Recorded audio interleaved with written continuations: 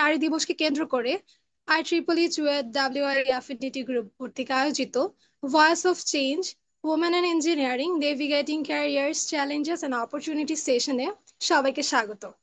সাথে আছি আমি ফায়রোজ তাসনিম রুহি, ট্রিপলি চুয়েট।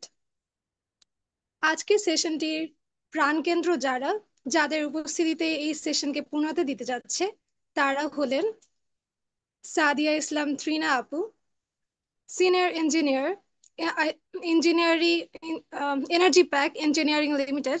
একই সাথে তিনি former treasurer, IEEE CUET WI affinity group student branch. এরপর আছেন জেরিন শামিমা মিম আপু, software engineer, Samsung R&D institute.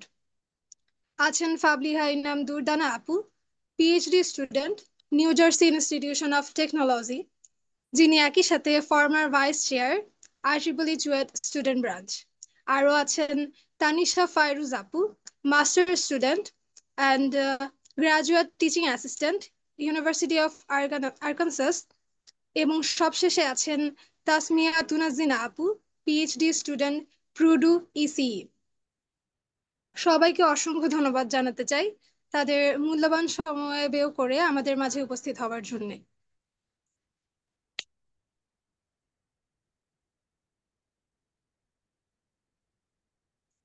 শুরু করতে যাচ্ছি আমাদের সেশনের মূল পর্ব, প্রশ্ন উত্তর পর্ব। এর আগেই স্বাগতম জানাতে চাই ফাবলিহা ইনাম দুরদানা আপুকে, তাসমিয়া তুনাজিনা আপুকে এবং জেরিন শামিমা মিম আপুকে। আসসালামু আলাইকুম আপু। ওয়ালাইকুম আসসালাম। কি অবস্থা সবার? ওয়ালাইকুম আসসালাম। এই তো ওয়ালাইকুম আপু আসসালাম। আলহামদুলিল্লাহ। আম, আপনাদের কি অবস্থা সবার? এই তো ভালো। আচ্ছা আপু, আমরা আর দেরি না করে মূল পর্বে চলে যাই। ওকে। প্রথম প্রথমে যেতে চাই জারিন শামিমা মিম আপুর কাছে। আপু, আপনার কাছে জানতে চাইবো energy pack energy pack engineering limited এই ক্ষেত্রে জবের ক্ষেত্রে কি কি এক্সপিরিয়েন্স প্রয়োজন, এই ক্ষেত্রে আপনার জার্নিটা যদি একটু শেয়ার করতেন আমাদের সাথে।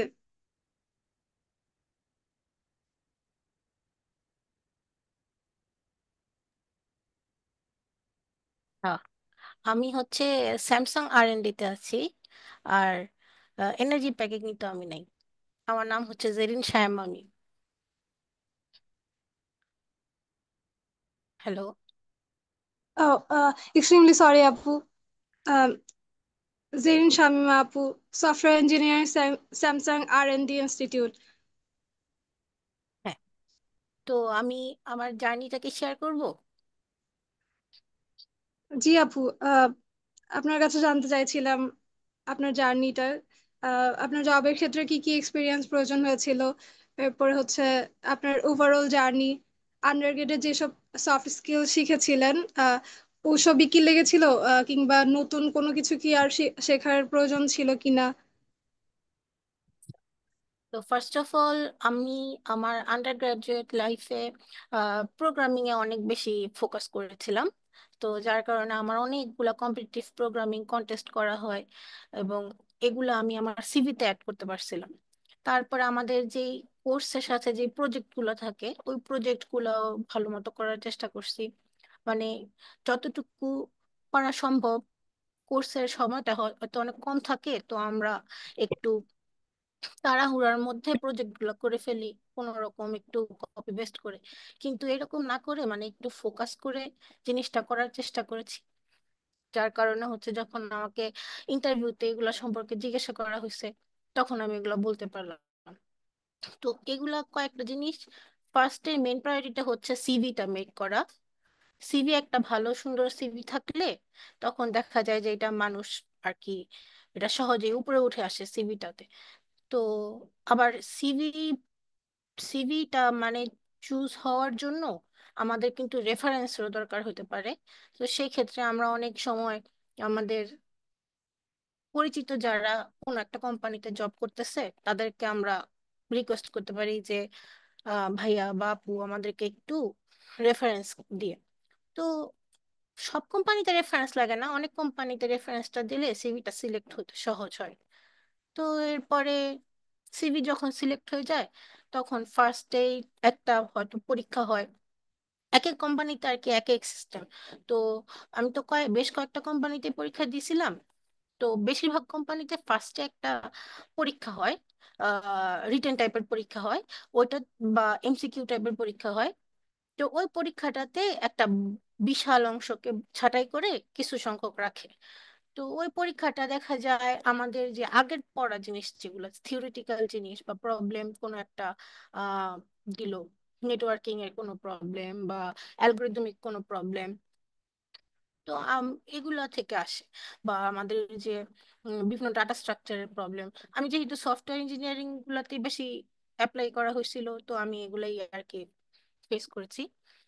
তো ওইসব প্রবলেমগুলো আমরা সলভ করা যায় মোটামুটি আমাদের যে আগের পড়া, কোর্সের পড়া যেগুলো, ওগুলা থেকে। তো এগুলার এই রাউন্ডটা পার হওয়ার পরে দেখা যায় হচ্ছে একটা আমাদের কোডিং রাউন্ড থাকে। তো এই কোডিং রাউন্ডটাতে কোন একটা প্রবলেম দেয়, ওই কোডিং রাউন্ডের প্রবলেমটা সলভ করতে হয় একটা সময়ের মধ্যে। এটা একটা রাউন্ড থাকে। তারপর আবার টেকনিক্যাল ইন্টারভিউ রাউন্ড হতে পারে। তো ওই টেকনিক্যাল ইন্টারভিউ রাউন্ডে আমাদেরকে মানে ইন্টারভিউয়াররা সামনে বসে হয়তো অনলাইনে বা অফলাইনে আমাদেরকে বিভিন্ন টেকনিক্যাল প্রশ্ন করে থাকে। তো এই রাউন্ডটা কিন্তু খুবই ক্রুশিয়াল, কারণ হচ্ছে দেখা যায় আমাদের পড়ার যে জিনিসগুলা বা আমাদের যে প্রবলেম সলভিং স্কিলগুলা ওগুলো থাকলেও একটু কনফিডেন্সের অভাবে কিন্তু আমরা অনেক সময় টেকনিক্যাল রাউন্ডটা পার হতে পারি না। হয়তো এমন একটা জিনিস যেটা ওরা আমাদের ধৈর্য পরীক্ষা করার জন্যই জিজ্ঞেস করতেছে, যে এই জিনিসটা আরো ব্যাখ্যা করো, আরো ব্যাখ্যা করো। তো সেই সব ক্ষেত্রে একটু দেখা যেতে পারে আমরা হয়তো বিরক্তি দেখায় ফেলতেছি, তখন ইন্টারভিউয়ার বলে যে আচ্ছা ঠিক আছে, তো আসলে একটু বিরক্ত হয়ে যায় সহজেই, একে আমরা নিব না, এরকম হতে পারে। তো এরকম অনেকগুলা রাউন্ডই থাকে। তো এই স্যামসাং এর পরীক্ষাটা আমার একদম লাস্টে, লাস্টে আমি এই পরীক্ষাটা দিলাম। তো এটার ফার্স্টে একটা রাউন্ড ছিল। ফার্স্টের রাউন্ডটা ছিল হচ্ছে প্রবলেম সলভিং রাউন্ড। এটাতে কোনো রিটেন পরীক্ষা হয় নাই। তো এই প্রবলেম সলভিং রাউন্ডটাতে আগে কিছু প্রবলেম, অনলাইনে অনেক রকম প্রবলেম পাওয়া যায়, ওগুলো একটু প্র্যাকটিস করে গেলেই ওই প্রবলেমগুলো পারা যায়। তো 4 ঘন্টার একটা পরীক্ষা থাকে। তো ওই প্রবলেমটা সলভ করা গেল। তারপরে আমার ইন্টারভিউ আসলো হচ্ছে 5ই আগস্ট। তো 5ই আগস্ট তো হচ্ছে ওই যে দেশ আবার নতুন স্বাধীন হইলো। তো আমি তো স্যাড হয়ে গেলাম যে হায় হায় রে, 5ই আগস্ট আবার ইন্টারভিউ আসলো। তো আমি এখন তো ওরা আমাকে আর নিবেই না। তো আমি এইটার আশা ছেড়ে দিয়ে অন্য একটা কোম্পানি আসছিল, নিউরাল সেমিকন্ডাক্টর, ওইটাতে আমি 12ই আগস্ট জয়েন করে ফেলছি। তো 12ই আগস্ট জয়েন করে ফেলার পরে ওখানে আমি 3 মাস করি, কন্টিনিউ করার পরে আমি দেখতেছি যে আসলে আমার ডিস্টেন্স অনেক বেশি হয়ে যাচ্ছে। তো আমি আর ওখানে থাকলাম না। তারপরে আমি ওটা ছেড়ে দেওয়ার পরে তখন ওর স্যামসাং থেকে আবার আমার ইন্টারভিউ কল আসছে। এতদিন ওরা আমাকে ভুলেই গেছিল। তারপরে হঠাৎ আবার ওদের আমার কথা মনে পড়লো। তো তখন আমি আবার স্যামসাং এর ইন্টারভিউ দিলাম। ইন্টারভিউতে অ্যালগরিদমিক প্রশ্ন বা হচ্ছে আমার প্রজেক্ট গুলা যেগুলো একাডেমিক প্রজেক্ট, ওগুলা রিলেটেড প্রশ্ন করলো। তো ওগুলা মোটামুটি দিলাম, কারণ এর আগেই তো আমার কিছু এক্সপিরিয়েন্স আছে ইন্টারভিউ দেওয়ার। তারপরেই আমার হয়ে গেল। এটাই হচ্ছে আমার এই ইন্টারভিউ জার্নির গল্প।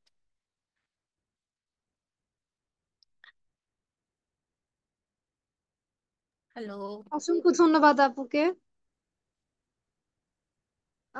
আপু, আপনার কাছে একটা প্রশ্ন ছিল যে আম, বাংলাদেশের পার্সপেক্টিভে সাধারণত মেয়েদের জবের ক্ষেত্রে আহ, মানে কি কি বাধা ওভারকাম করতে হয়, বা কি সব টেকনিক্যাল স্কিলস আরো হচ্ছে আমরা আন্ডারগ্রেড থেকে শিখে রাখতে পারি?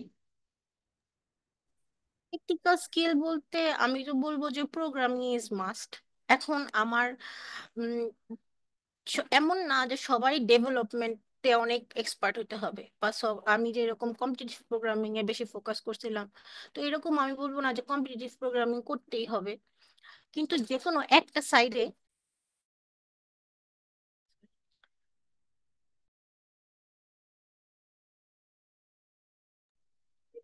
যে কোনো একটা সাইডে যদি আমার মানে ভালো থাকে, সেটা আমি দেখাতে পারি, তো আমার সিভিটা হাইলাইট হয়। যেমন আমার ডেভেলপমেন্টে একটা ভালো ফোকাস আছে, আমার কিছু প্রজেক্ট আছে, তো তখন সবাই বলবে যে আচ্ছা ঠিক আছে, ও তো অ্যাটলিস্ট একটা জিনিস পারে, এটার কোনো একটা মানে আমরা দেখতে পাচ্ছি যে এই জিনিসগুলো সে করছে, গিটহাবে তার প্রজেক্ট গুলো আছে।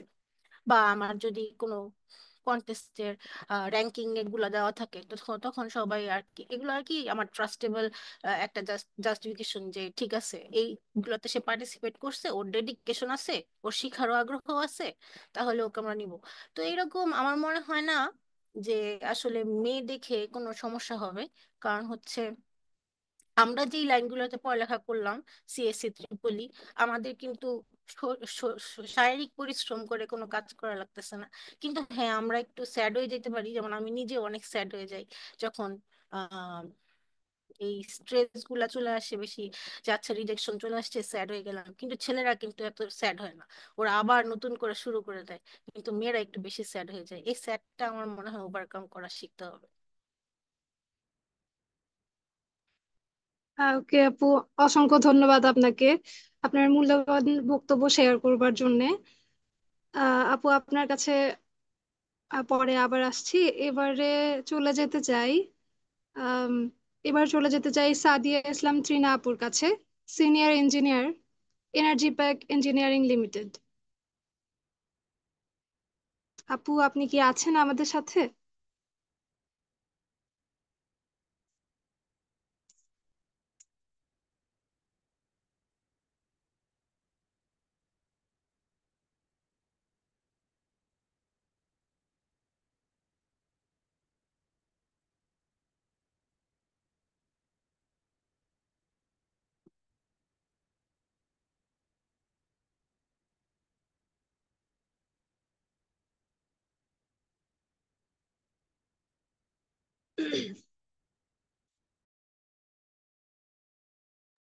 ত্রিনা আপু আপনি কি শুনতে পাচ্ছেন?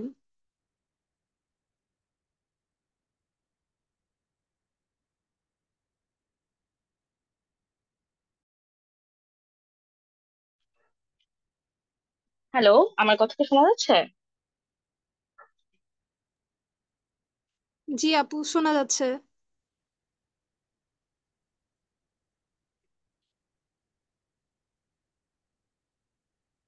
আচ্ছা, ওকে। হাই, আমার নাম সাদিয়া ইসলাম। আমি সুইট 15 batch, electrical and electronic engineering.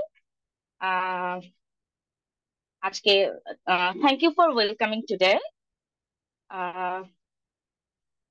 আইট্রিপলিতে হচ্ছে আসলে আমার জার্নি একদম থার্ড ইয়ার থেকে স্টার্ট হয়েছিল। তারপর 2 বছর আমি মোটামুটি আইট্রিপলির সাথে জড়িত ছিলাম। তো দেখে খুব ভালো লাগছে আজকে উইমেন্স ডে নিয়ে আজকে এরকম একটা প্রোগ্রাম অ্যারেঞ্জ করা হচ্ছে। হচ্ছে দ্যাটস গুড। Thank you. আপনাকে অসংখ্য ধন্যবাদ আপু, আজকে এত ব্যস্ততার মাঝে আমাদের মাঝে উপস্থিত হওয়ার জন্য। আম, আপু আপনার কাছে জানতে চাইবো, আহ, আপনার এক্সপিরিয়েন্সটা যদি একটু শেয়ার করতেন, কিভাবে এনার্জি ব্যাক ইঞ্জিনিয়ারিং লিমিটেডে যুক্ত হলেন। আম, একদম গ্রাজুয়েট হবার পর থেকে, ফ্রেশ গ্রাজুয়েটের পর থেকে একদম শেষ পর্যন্ত, মানে কিভাবে প্রিপারেশন নিলেন, ওভারঅল এক্সপিরিয়েন্সটা যদি শেয়ার করতেন আমাদের সাথে।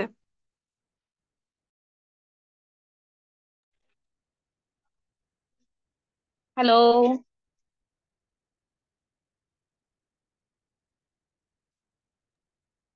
হ্যালো আপু, জি আপু শুনতে পাচ্ছি। আচ্ছা, ওকে। আমি তাহলে স্টার্ট করি নাকি? জি আপু। আচ্ছা, ওকে। ফার্স্ট অফ অল, আমার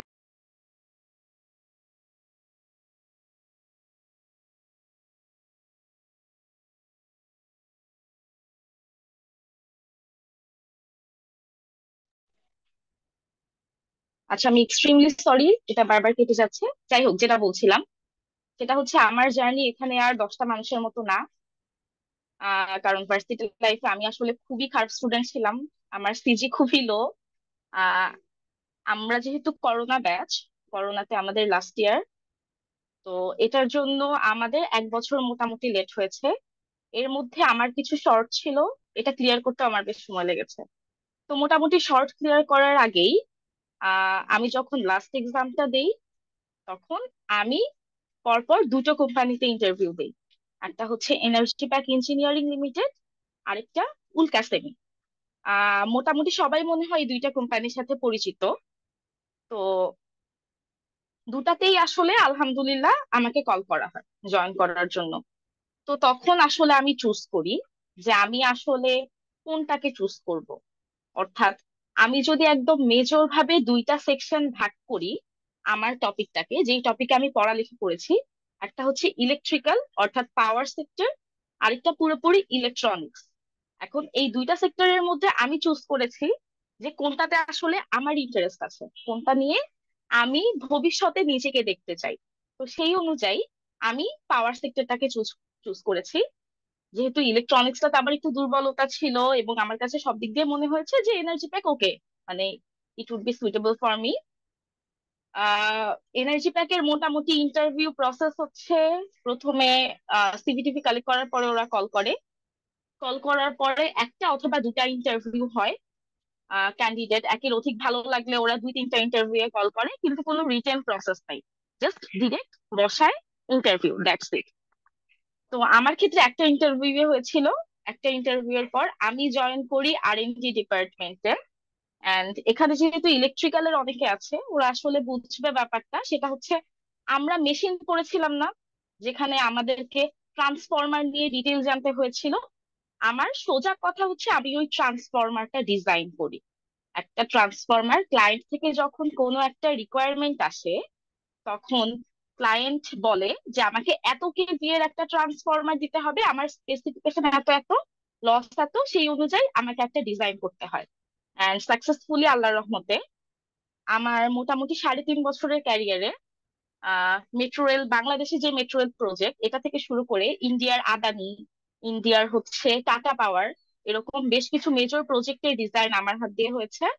এন্ড এইটা আসলে আমি কখনো ভার্সিটি লাইফে ভাবতে পারি নাই যে আমি আসলে এরকম কিছু একটা করব বা আমি আর&ডি তে যাব।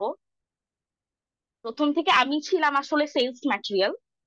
আমি কথা বলতে পারতাম, আমি মানুষকে মোটিভেট করতে পারতাম, ম্যানিপুলেট করতে পারতাম, এই ব্যাপারটা আমার ছিল। কিন্তু একটা জিনিস পড়ালেখা করে একটা জিনিস ওখান থেকে আউটকাম বের করে নিয়ে আসা, এটা আমি কখনো করতে পারবো ভাবিনি। তো আমি যেটা বলবো, একটা ওয়ার্ক প্লেস এবং একটা কি বলবো, পড়ালেখা আমরা যেটা করি, যে কোর্সগুলো আমরা করছি, দুটো আসলে পুরাপুরি আলাদা। দুটার একটার সাথে আরেকটা আসলে মিলানো কখনো পসিবল না। আমাদেরকে যেই পরিমাণ থিওরি পড়তে হয় ভার্সিটি লাইফে, যেই পরিমাণ প্রত্যেকটা জিনিস নিয়ে আইডিয়া রাখতে হয়, জব লাইফটা আসলে আমার কাছে মনে হয় তুলনামূলক ইজি। অ্যাজ যেহেতু আমরা শুধু স্পেসিফিক যে কোনো একটা পার্টে ফোকাস করি। যেমন আমার 5টা কোর্সে 5 ধরনের জিনিস পড়তে হচ্ছে না। আমি শুধু ট্রান্সফরমার রিলেটেড যা যা আছে, আমি শুধু এটাতে স্পেশালাইজড হব, এটা দিয়ে আমি পড়ালেখা করব। এবং জব লাইফে আমি যেই পরিমাণ থিসিস পেপার পড়েছি, সেই পরিমাণ আমি পুরা ভার্সিটি লাইফে কখনো পড়ি নাই। ইভেন আমার নিজে থিসিস করতে গিয়েও আমি পড়ি নাই। তো ব্যাপারটা হচ্ছে কোথায় তোমার ইন্টারেস্ট, তুমি কি করতে পছন্দ করো, কোথায় তুমি আগ্রহটা পাচ্ছ। যেই জায়গায় তুমি আগ্রহ এখন পাও নাই, জব লাইফেও তুমি ওই জায়গায় আগ্রহ ক্রিয়েট করা খুব টাফ, খুব ফ্রাস্ট্রেটেড হয়ে যাবে। তো আগে ভার্সিটিতে তুমি কোন ক্যারিয়ার পাথটা চুজ করতে চাও, সেটা আগে বের করো। এটা হচ্ছে সবচেয়ে ফার্স্ট অ্যান্ড ফরমোস্ট জিনিস। তুমি যদি হায়ার স্টাডিজ এর জন্য অ্যাপ্লাই করতে চাও, দ্যাটস ওকে। তুমি যদি বাংলাদেশে কোনো জব সেক্টরেই থাকতে চাও অথবা পাওয়ার সেক্টরে যদি তুমি বিলং করতে চাও, দ্যাটস ওকে। কিন্তু আগে চুজ করো তুমি কোথায় যেতে চাও, কোন জায়গাটায় থাকতে চাও। এটা হচ্ছে সবচেয়ে ইম্পর্টেন্ট ব্যাপার। তুমি যদি চুজ করতে না পারো, তাহলে কোন জায়গায় তোমার এফোর্টটা দিতে হবে, তুমি আসলে কি নিয়ে থাকে না, আমি এক্সট্রা কারিকুলারে জয়েন করব, আমি এক্সট্রা কারিকুলার করব, অথবা আমি নিজের আহ নতুন নতুন জিনিস শিখবো, কোন জিনিসটা শিখতে হবে এটা তুমি বুঝবা না। দ্যাটস ওয়াই প্রথম ব্যাপার হচ্ছে তোমাকে আগে চুজ করতে হবে। আগে তোমাকে জানতে হবে যে আচ্ছা আমি এই ক্যারিয়ার পাথটা চুজ করতে চাই, ঠিক আছে, আমি তাহলে সি প্রোগ্রামিং শিখি, আমি একটু মেশিন লার্নিং শিখি, আমি একটু ডেটাবেস ম্যানেজমেন্ট শিখি, অথবা আমি একটু কথা বলাই শিখি। প্রত্যেকটা কোম্পানির আমি কাজটা করলাম, দ্যাটস নট ইট। আমি যা করেছি সেটা আমাকে এক্সপ্লেইন করতে জানতে হবে, আমাকে বলতে পারতে হবে আমি আমি কাজটা কি করেছি গুছায় গুছায়। একটা কাজে অর্ধেক তোমার হয়ে যায় যদি তুমি এক্স্যাক্টলি প্রশ্নটা করতে জানো, যে তোমার আসলে কোশ্চেনটা কোথায়। তাহলে মোটামুটি তুমি অর্ধেক কাজ পেরে গেছো। That's it. আমার আসলে যদি টিপস অ্যান্ড ট্রিক্স বলি, এটাই হচ্ছে আমার দেওয়া টিপস অ্যান্ড ট্রিক্স। যদি তুমি বাংলাদেশে কর্পোরেট সাইটে যদি বিলং করতে চাও, এটা হচ্ছে ফার্স্ট অ্যান্ড ফরমোস্ট জিনিস। That's it. হ্যালো। অসংখ্য ধন্যবাদ আপুকে। আম, আপু আপনার কাছে একটু প্রশ্ন ছিল আর কি। জি শিওর। টেকনিক্যাল টেকনিক্যাল জব বা এই যে ইন্টারভিউর ক্ষেত্রে কিভাবে আমরা প্রিপারেশনটা নিতে পারি? এখানে আসলে বেসিক প্রিপারেশন নেওয়ার কিছু নাই। এখানে ইলেকট্রিক্যাল আর সিএসসি যেহেতু দুই ব্যাকগ্রাউন্ডের মানুষজন আছে, ইলেকট্রিক্যাল এর ফোর্থ ইয়ারের ছেলেপেলে বুঝবে। তোমরা কি আসলে টিআইসিআই তে গিয়েছো এখনো? ইন্ডাস্ট্রিয়াল ট্রেনিং যেটা।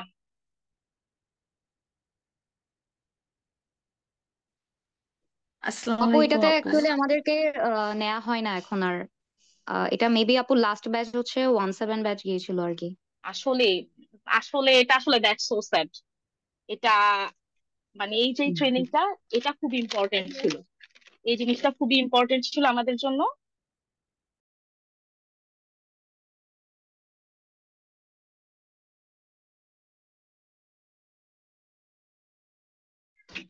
আচ্ছা, তো টেকনিক্যাল যেটা আমাদের শিখতে হবে, এটা হচ্ছে আমাদের ওখানে কিছু শীট দিত। শীট বলতে যেমন আমি যদি এনার্জি প্যাকের কথা বলি, একদম বেসিক পাওয়ার সেক্টরের কথা যদি বলি, আমাদের প্রোডাক্ট গুলা কি কি? প্রোডাক্ট গুলা হচ্ছে প্রথম জিনিস ট্রান্সফরমার, সেকেন্ড জিনিস সুইচ গিয়ার।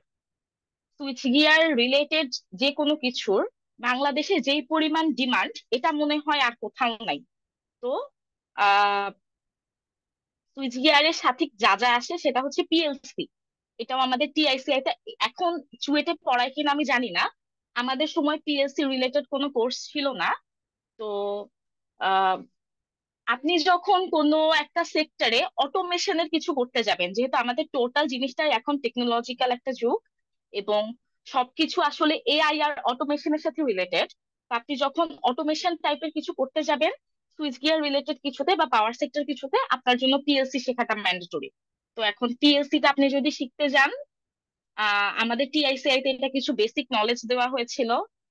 ওটা ওটা নিয়ে আমরা কিছু পড়ালেখা করেছি, একদম বেসিক। আমাকে যখন জিজ্ঞেস করছে ট্রান্সফরমারে কেন কেভিএ তে করা হয়, কেন কিলোওয়াটে করা হয় না, এই ধরনের একদম জেনারেল বেসিক, আপনার কোনো এক্সট্রা ম্যাথ করা লাগবে না। আপনি আসলে জানেন কিনা সুইচ গিয়ার কি জিনিস, আপনার এমসিসিবি কি জিনিস, এমসিবি কি জিনিস, এই ধরনের বেসিক কিছু জানেন কিনা, দ্যাটস ইট।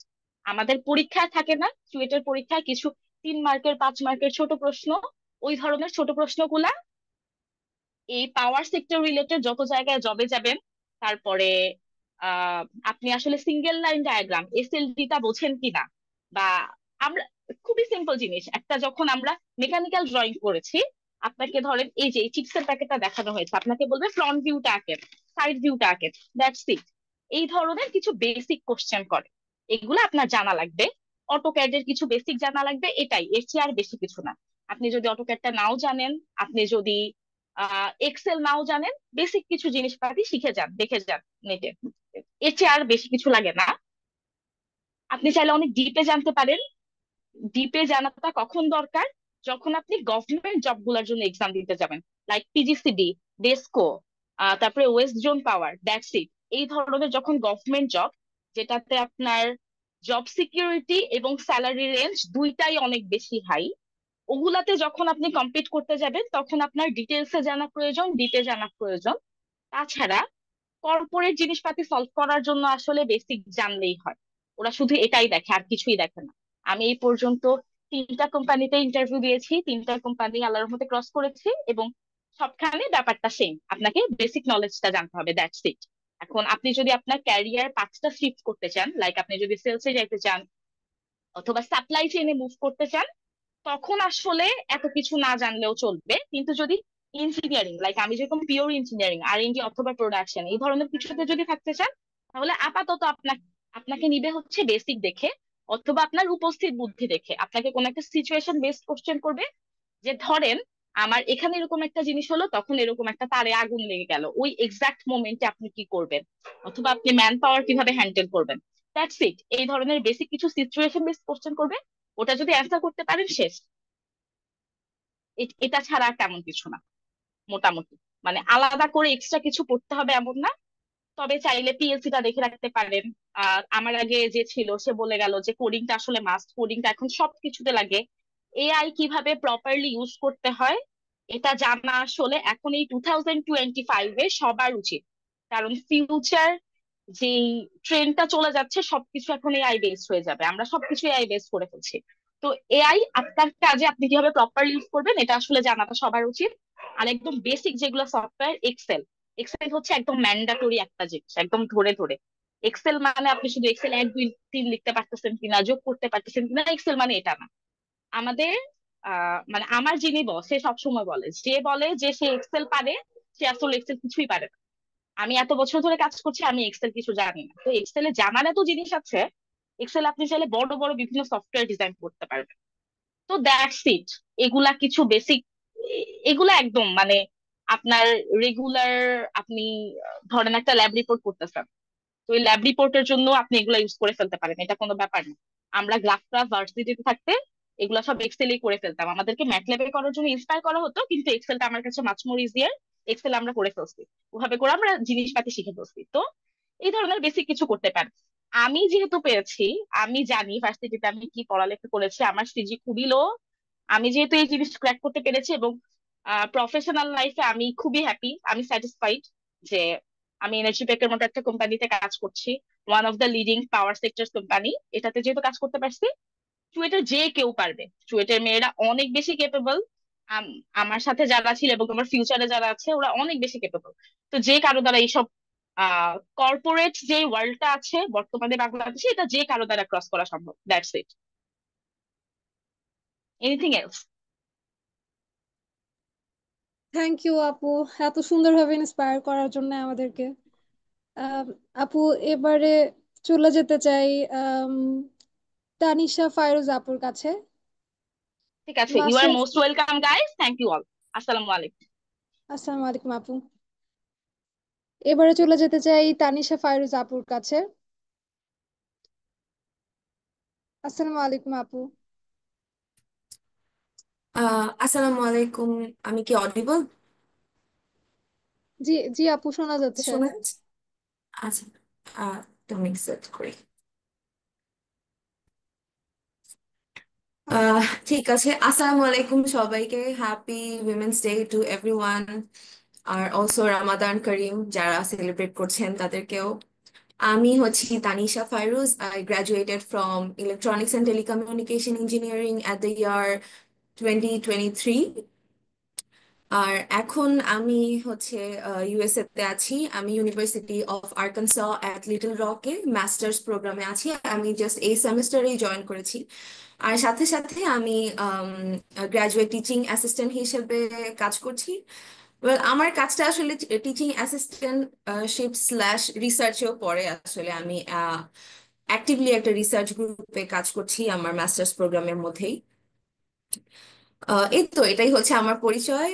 আর আমি যদি আমার জার্নিটা একটু শেয়ার করি, আমার জার্নি আফটার গ্রাজুয়েশন সবার মতোই, বাকি সবার মতোই, it was challenging, it was difficult because বাংলাদেশে যে কোনো ফ্রেশ গ্রাজুয়েটের জন্যই আসলে আফটার গ্রাজুয়েশন সিনারিওটা কিছুটা ডিফিকাল্ট থাকে। সবার ক্ষেত্রে হয়তো থাকে না, but most of the cases আসলে জিনিসটা এমনই হয়। আমি আমার গ্রাজুয়েশনের পর আমি মে মাসে প্রবাবলি আমার শেষ হয় থিসিস অ্যান্ড এভরিথিং সহ। এরপরে হচ্ছে আমি, আমার মাথায় ছিল আসলে যে আমি হয়তো বা হায়ার স্টাডি অ্যাপ্রোচ করব। আমি আপনাদের সবাইকে এটাই বলতে চাই দ্যাট ফোকাসটা ঠিক রাখবেন। আফটার গ্রাজুয়েশন ফোকাসটা ধরে রাখা ইটস সবচেয়ে চ্যালেঞ্জিং বিষয়, হচ্ছে ফোকাসটা ধরে রাখা। কারণ আপনি দেখবেন যে আপনার ব্যাচমেটরা হয়তো বা খুব ভালো ভালো জায়গায় চলে যাচ্ছে, আপনার মনে হচ্ছে দ্যাট আপনি এখনো হয়তো স্টাক, ইউ আর স্টাক।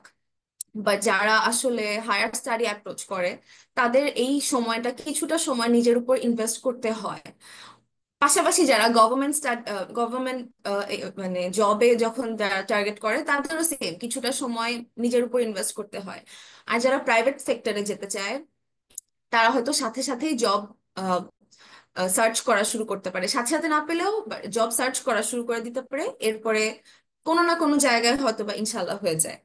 তো আমার ক্ষেত্রে যেটা হয়, আমি বের হওয়ার পরপরই আমি আমার আইএলটিএস এর প্রিপারেশন নেওয়া স্টার্ট করি। ইনিশিয়ালি আমার মাথায় ছিল দ্যাট আমি জিআরই দিব না, আমি জিআরই দিতে চাইতাম না। তো আমি যার কারণে আইএলটিএস এর প্রিপারেশন নেওয়া স্টার্ট করি। আইএলটিএস হওয়ার পরে আমি আম, অগস্ট মাসে আমি আইএলটিএস দেই। এরপরে অগস্ট মাসেই আমি আমার ইন্টার্নশিপে ঢুকে যাই। আমি হচ্ছে আমার ইন্টার্নশিপ কমপ্লিট করি ইউনিলিভার বাংলাদেশ লিমিটেড থেকে, চিটাগং এর যে কালুরঘাট ফ্যাক্টরিটা আছে ওখানে সোপ ম্যানুফ্যাকচারিং প্ল্যান্টে হচ্ছে আমি as an supply chain intern হিসেবে জয়েন করি। মোস্টলি আমার ডিউটিস ছিল হচ্ছে electrical engineering and automation. Trina আপু একটু আগে আসলে অটোমেশন নিয়েও কথা বলছিল। তো আমার কাজ ছিল ওই ম্যানুফ্যাকচারিং প্ল্যান্টে। সো আমি 4 মাস আমার ইন্টার্নশিপ ওখানে কমপ্লিট করি। তারপর 2000 আমার ডিসেম্বর মাসে আমার ইন্টার্নশিপ শেষ হয়। তারপর 2024 সালটা কাইন্ড অফ আমার কাছে একটু আপস অ্যান্ড ডাউনস, অনেক বেশি ইভেন্টফুল ছিল। আমি পরবর্তীতে ইউনিলিভারে আসলে আর পার্মানেন্টলি ঢুকিনি ফর সো মেনি রিজনস। ওগুলো আমি হয়তো একটু পরে শেয়ার করব। তারপর আমি একটা টাইম নেই, আই পার্সোনাল কিছু রিজনে কিছু সময় নেই। তারপরে হচ্ছে আমি আহ, যখন অনেক ইউনিভার্সিটি ঘাটাঘাটি শুরু করি, ইভেনচুয়ালি দেখা যায় যে অনেক জায়গায় আসলে লেখা থাকে, বলা থাকে that GRE not mandatory but GRE is preferable. তাহলে তার মানে কি, যারা জিআরই দিচ্ছে, যাদের কাছে জিআরই স্কোরটা আছে তাদেরকে বেশি প্রায়োরিটি দেওয়া হবে। সো আমি এরপরে আসলে জিআরইটা ডিসাইড করি যে দিব। পরে আমি জিআরই দেই। এরপর জিআরই দেওয়ার পরে আমি একটা জবে ঢুকি। আমি নোভেলটি ইনফ্রাস্ট্রাকচারস লিমিটেড একটা কোম্পানিতে ছিলাম। আমি বেশি না, আমি 1.5 মাস কাজ করেছি শুধু। এরপরে আমি আসলে এখানে এই ইউনিভার্সিটিতে চলে আসি। সো আমি প্রথমে, এখন এটাই হচ্ছে আমার একটা ছোট জার্নি। এখনো আমি আসলে খুবই ছোট একটা মানুষ, আমি কোনো কিছুই অ্যাচিভ করি নাই যে আমি নিজেকে সাকসেসফুল বলবো, ওই দিকে আমি এখনো শুরুই করি না আমার জার্নি। সো আমি জাস্ট আমার আমার কিছু সাজেশন শেয়ার করতে পারি, আমি আমি কি কি ফলো করেছি এভরিথিং, বা আমি কি কি ভুল করেছি আসলে, দেখ। সো আমি শুরু করব হচ্ছে আন্ডার গ্রাজুয়েটের সময়টা থেকে। Those who say তোমার CGPA does not matter, they are not your true friends, they are not your well wishers. CGPA does matter, but it is not everything. CGPA এর সাথে সাথে আরো বেশি ইম্পর্টেন্ট যে জিনিসটা থাকে এখনকার যুগে, দ্যাট ইজ ইয়োর স্কিল। তুমি যে কোনো একটা স্কিলে নিজেকে বিল্ড আপ করো, যে কোনো একটা স্কিল শেখার চেষ্টা করো, অ্যাপ্লাই করার চেষ্টা করো, দ্যাট ইজ মোর ইম্পর্টেন্ট। আর আরেকটা জিনিস যেটা সবচেয়ে ইম্পর্টেন্ট, সেটা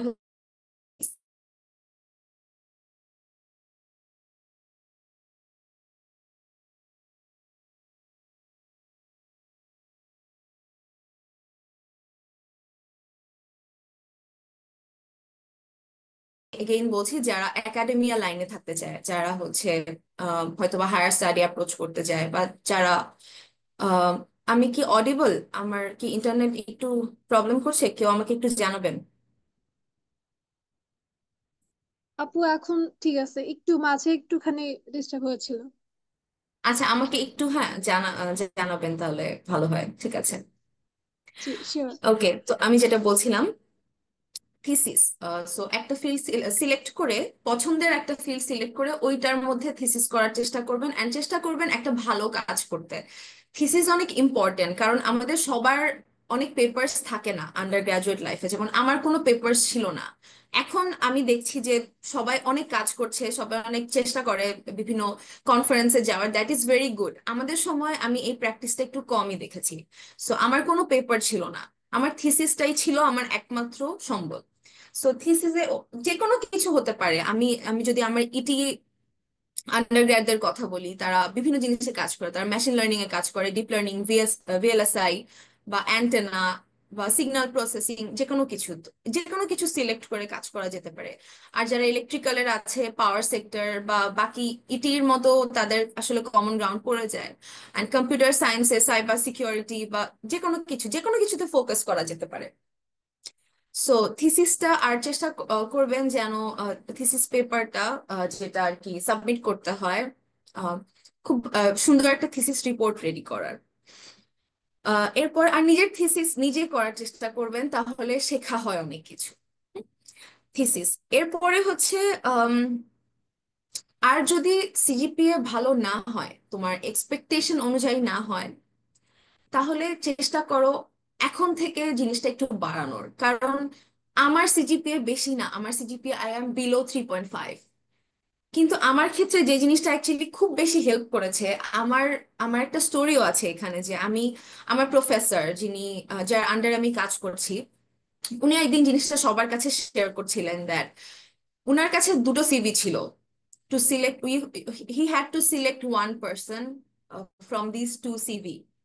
মানে আরো অনেকগুলো সিভি শর্টলিস্ট করার পর যখন দুটো সিভি ওনার কাছে ফাইনালি থাকে, একটা সিভি ছিল আমার, আরেকটা সিভি ছিল অন্য একটা মানুষের, আমি জানি না সে কে। সো উনি প্রথমে এসে, মানে উনি শেয়ার করলো দ্যাট উনি প্রথমে হাই সিজিপিএ যার সিভিতে আছে তাকেই সিলেক্ট করে। আমার সিজিপিএ ছিল, আমি ছিলাম লো সিজিপিএ ক্যাটাগরিতে, মানে কম্পেয়ার টু মাই সিজিপিএ আরেকজনের সিজিপিএ বেশি ছিল। সো উনি প্রথমেই তাকে সিলেক্ট করে। তারপর উনার কি জানি মনে হয়, এরপর উনি ভাবে উনি হচ্ছে গিয়ে আমার ট্রান্সক্রিপ্টস এন্ড এভরিথিং, আমি যা যা দিয়েছিলাম, এসওপি, ট্রান্সক্রিপ্ট সবকিছু উনি আবার গো থ্রু করে, কম্পেয়ার করা শুরু করে দুজনের মধ্যে। এন্ড ফাইনালি ওনার কাছে মনে হয়েছে দ্যাট আমি হয়তো বা বেশি কম্প্যাটিবল হব। কারণ ওনার কাছে উনি আমাকে যেটা বললো, আমার হাইলাইট পয়েন্ট যেটা ছিল, আমার সিজিপিএ কার্ভটা হচ্ছে এক্সপোনেনশিয়াল। আমার 1.1 থেকে শুরু করে 2.2 পর্যন্ত আমার রেজাল্ট খুবই খারাপ, খুবই খারাপ, মানে আমি বলতে চাই খুবই খারাপ, খুবই খারাপ। সো আমার সিজিপিএ 3.1 থেকে মার্শাল্লাহ আস্তে আস্তে বাড়া স্টার্ট করে, 3.1 থেকে বাড়তে বাড়তে 4.2-তে গিয়ে আমার মার্শাল্লাহ ভালোই আমি একটা জায়গায় হিট করি। সো উনার কাছে আমার সিজিপিএ কার্ভটা খুব ভালো লেগেছে। আর ট্রান্সক্রিপ্টে তো উনি দেখতে পাচ্ছে যে আমি যেই সাবজেক্টগুলোর কথা মেনশন করেছি বা আমি যেই ফিল্ডে কাজ করতে চাই, ওই ফিল্ডের সাবজেক্ট গুলোয় কেমন রেজাল্ট, তো উনি ওগুলো যখন দেখে উনি ইমপ্রেসড হয়। অ্যান্ড আহ, আমার সিভিতে আমার এক্সট্রা কারিকুলার ছিল। and মানে বিসাইডস একাডেমিয়া, আমি সবসময় বলি সাথে এক্সট্রা কারিকুলার রাখবেন। কারণ একাডেমিয়াতে বা বাইরের দেশে শুধুমাত্র পড়াশোনা না, তারা এক্সট্রা কারিকুলার অ্যাক্টিভিটিস, তোমার কমিউনিকেশন স্কিলস, তুমি মেইল কিভাবে লিখছো, অনেক বেশি ইম্পর্ট্যান্ট। ওনার কাছে মনে হয়েছে যে আমি হয়তো বা অনেক বেশি সাস্টেইনেবল। সো এভাবে উনি আমাকে চুজ করে। তাই আমি এটাই বলতে চাই, যাদের সিজিপিএ তোমাদের এক্সপেকটেশনের চেয়ে কম, তোমরা চেষ্টা করো এখন থেকে জিনিসটাকে ভালো করার বা আরেকটু চেষ্টা করার। আর যারা 4.1 4.2-তে আছে, তাদের এখন এখন আসলে ভালো করার তেমন কিছু নেই। তোমরা যারা যা করেছো ভেরি গুড, অ্যাপ্রিসিয়েট করার মতো, বাট তোমরা হচ্ছে নিজের স্কিলের উপর, এখন যারা 4.1 4.2-তে আছো, তোমরা তোমাদের থিসিসে ফোকাস করো, স্কিল বিল্ড আপে ফোকাস করো, দ্যাট ইজ ভেরি ইম্পর্টেন্ট। সাথে সাথে ত্রিনা আপু মেনশন করলো আসলে এক্সেলের কথা। এক্সেলের কোনো বিকল্প আসলে নেই। এক্সেলের চেষ্টা করো বেসিক্স নিয়ে যাওয়ার জব ফিল্ডে। একদম কিছু না জেনে ইন্টারভিউতে যাওয়া উচিত না, এক্সেলটা জেনে যাও। মাইক্রোসফটের যে কোনো বিভিন্ন সফটওয়্যার কিভাবে ইউজ করতে হয় জেনে যাও। এই হচ্ছে ব্যাপার। আর সবসময় আমি বলবো আর্টিফিশিয়াল ইন্টেলিজেন্সের ওয়ার্ল্ডে কি চলছে তা নিয়ে একটু আপ টু ডেট থাকার, কারণ এখন সবকিছুতে আসলে এআই এর ইমপ্লিমেন্ট আছে। অ্যান্ড তোমরা যেই যেই ফিল্ডে কাজ করো, চেষ্টা করবা যে ওখানেই মেশিন লার্নিং বা ডিপ লার্নিং ইন্টিগ্রেট করার কোনো ওয়ে আছে কিনা। যেমন ফর মি, আমি আমার থিসিস করেছি মাইক্রোওয়েভ অ্যান্ড অ্যান্টেনা ইঞ্জিনিয়ারিং এ, এখন আমি কাজ করছি machine learning in wireless communication. তার মানে আমি আমার অ্যান্টেনা বা মাইক্রোওয়েভ ইঞ্জিনিয়ারিং এ মেশিন লার্নিং এর ইন্টিগ্রেশন ঢুকেছি, বা কিভাবে চ্যানেল এস্টিমেশন বাড়ানো যায়, কিভাবে অ্যাকিউরেসি বাড়ানো যায়, এভাবে এগুলো নিয়ে কাজ করছি। বা আমি কাজ করছি হচ্ছে ভেহিকুলার কমিউনিকেশন, অটোনোমাস ভেহিকলস নিয়ে। এর সবকিছুতে আসলে মেশিন লার্নিং এর ইমপ্লিমেন্ট আছেই। যে কোনো একটা প্রোগ্রামিং ল্যাঙ্গুয়েজ হতে পারে, সি হতে পারে, C++ বা পাইথন, বেসিক যে কোনো একটা প্রোগ্রামিং ল্যাঙ্গুয়েজে তোমার বেসিকটা একটু দাঁড়া করানোর চেষ্টা করো। খুব প্রোগ্রামার হয়ে হয়ে উঠতে হবে না। আমি নিজে প্রোগ্রামিংকে খুবই ভয় পাই, এখনো ভয় পাই, বাট বেসিক্স নিয়ে বের হওয়ার চেষ্টা করো। এন্ড আফটার গ্রাজুয়েশন আমি প্রথমেই যেটা বললাম, ফোকাসটা ঠিক রাখতে হবে। আমার নিজের ফোকাস অনেকবার অনেক নড়ে যাচ্ছিল, কারণ আমি আমার আশেপাশে আমার ক্লাসমেটদেরকে দেখছিলাম তারা বিভিন্ন জায়গায় হয়তো ভালো ভালো জবে ঢুকে যাচ্ছে, বাট সেই জায়গায় আমি হচ্ছে এখনো এখনো প্রিপারেশন নিচ্ছি, এখনো আইএলটিএস এর জন্য পড়ছি, এখনো জিআরই জন্য পড়ছি। হয়তোবা এই এই এই জন্যই হয়তোবা মাঝে আমি একটা জবেও ঢুকে গিয়েছিলাম, জাস্ট আমি হচ্ছে আমার মাথা ঠান্ডা করার জন্য, নাথিং এলস। আমার জবটা হয়তো আমার আমার ইন্টারেস্টের সাথে ম্যাচও করছিল না, আমি এনজয় করতে পারছিলাম না। সো এই জিনিসটা আসলে সবাই ভুল করে ইভেনচুয়ালি, বাট আমি বলবো যে প্লিজ ডোন্ট, এই জায়গায় এই ট্র্যাপে পা দেওয়া ঠিক না। ফোকাসটা ঠিক রাখেন। যদি মনে হয় একাডেমিয়াতে যাবেন, তাহলে আইএলটিএস জিআরই ক্লিয়ার করে এরপরে এরপরে চাইলে তোমরা জব খুঁজতে পারো। মিনওয়াইল তোমরা অ্যাপ্লাই করছো এন্ড এভরিথিং। এটাই। তো আমার ক্ষেত্রে আমি বলবো, যারা, যেহেতু আমি হায়ার স্টাডিজ এর দিকে, মাস্টার্স এর দিকে আছি, আহ, তোমরা আইএলটিএস আর জিআরই স্কোরের দিকে একটু ফোকাস করো, একটু যেন আহ, ভালো স্কোর করা যায়। কারণ আসলে স্কোর দেখে, ভালো স্কোরকে খুবই অ্যাপ্রিসিয়েট করে তারা। কমিউনিকেশন স্কিলস বাড়ানোর চেষ্টা করো তোমাদের। আচ্ছা, ইমেইল রাইটিং নিয়ে অনেকেই কথা বলে না, but email writing is very important for every sectors. তুমি একজন প্রফেসরকে অ্যাপ্রোচ করছো, তোমার অ্যাপ্রোচটা কেমন অনেক ইম্পর্টেন্ট। বা তুমি যে কোনো একটা প্রাইভেট সেক্টরের জন্য তুমি সিভি পাঠাচ্ছ, তুমি যে সিভিটা পাঠিয়ে দিলে হয় না, তোমার একটা সুন্দর করে সাবজেক্ট লিখে তোমার একটা সুন্দর স্ট্রাকচার্ড ইমেইল লিখতে হয়। So email writing is very important. চেষ্টা করো ইমেল রাইটিং এর উপর কিছু আর্টিকেলস পড়ার, very helpful. Communication skills very helpful. Spoken, কথা বলা, তুমি কিভাবে কথা বলছো, very very important for private sector jobs, also for academia, কারণ তোমার ইভেন্চুয়ালি ইন্টারভিউ ফেস করাই লাগে প্রফেসরদের সাথে। সো এটাই হচ্ছে তোমার আইএলটিএস আর জিআরই ফোকাস করার পরে। এরপরে তুমি যখন তোমার স্কোর হাতে চলে আসবে, চেষ্টা করো অ্যাপ্লাই করা শুরু করার, বা প্রফেসরদেরকে অ্যাপ্রোচ করা স্টার্ট করার। প্রফেসরদেরকে দুই ধরনের ফান্ডিং আসলে পাওয়া যায়। তুমি যদি ফান্ডিং টার্গেট করে থাকো, যে তুমি সেলফ ফান্ডে যদি না পড়তে চাও, তাহলে সেন্ট্রাল ফান্ডিং থাকে, অথবা প্রফেসরের নিজস্ব কিছু ফান্ডিং থাকে।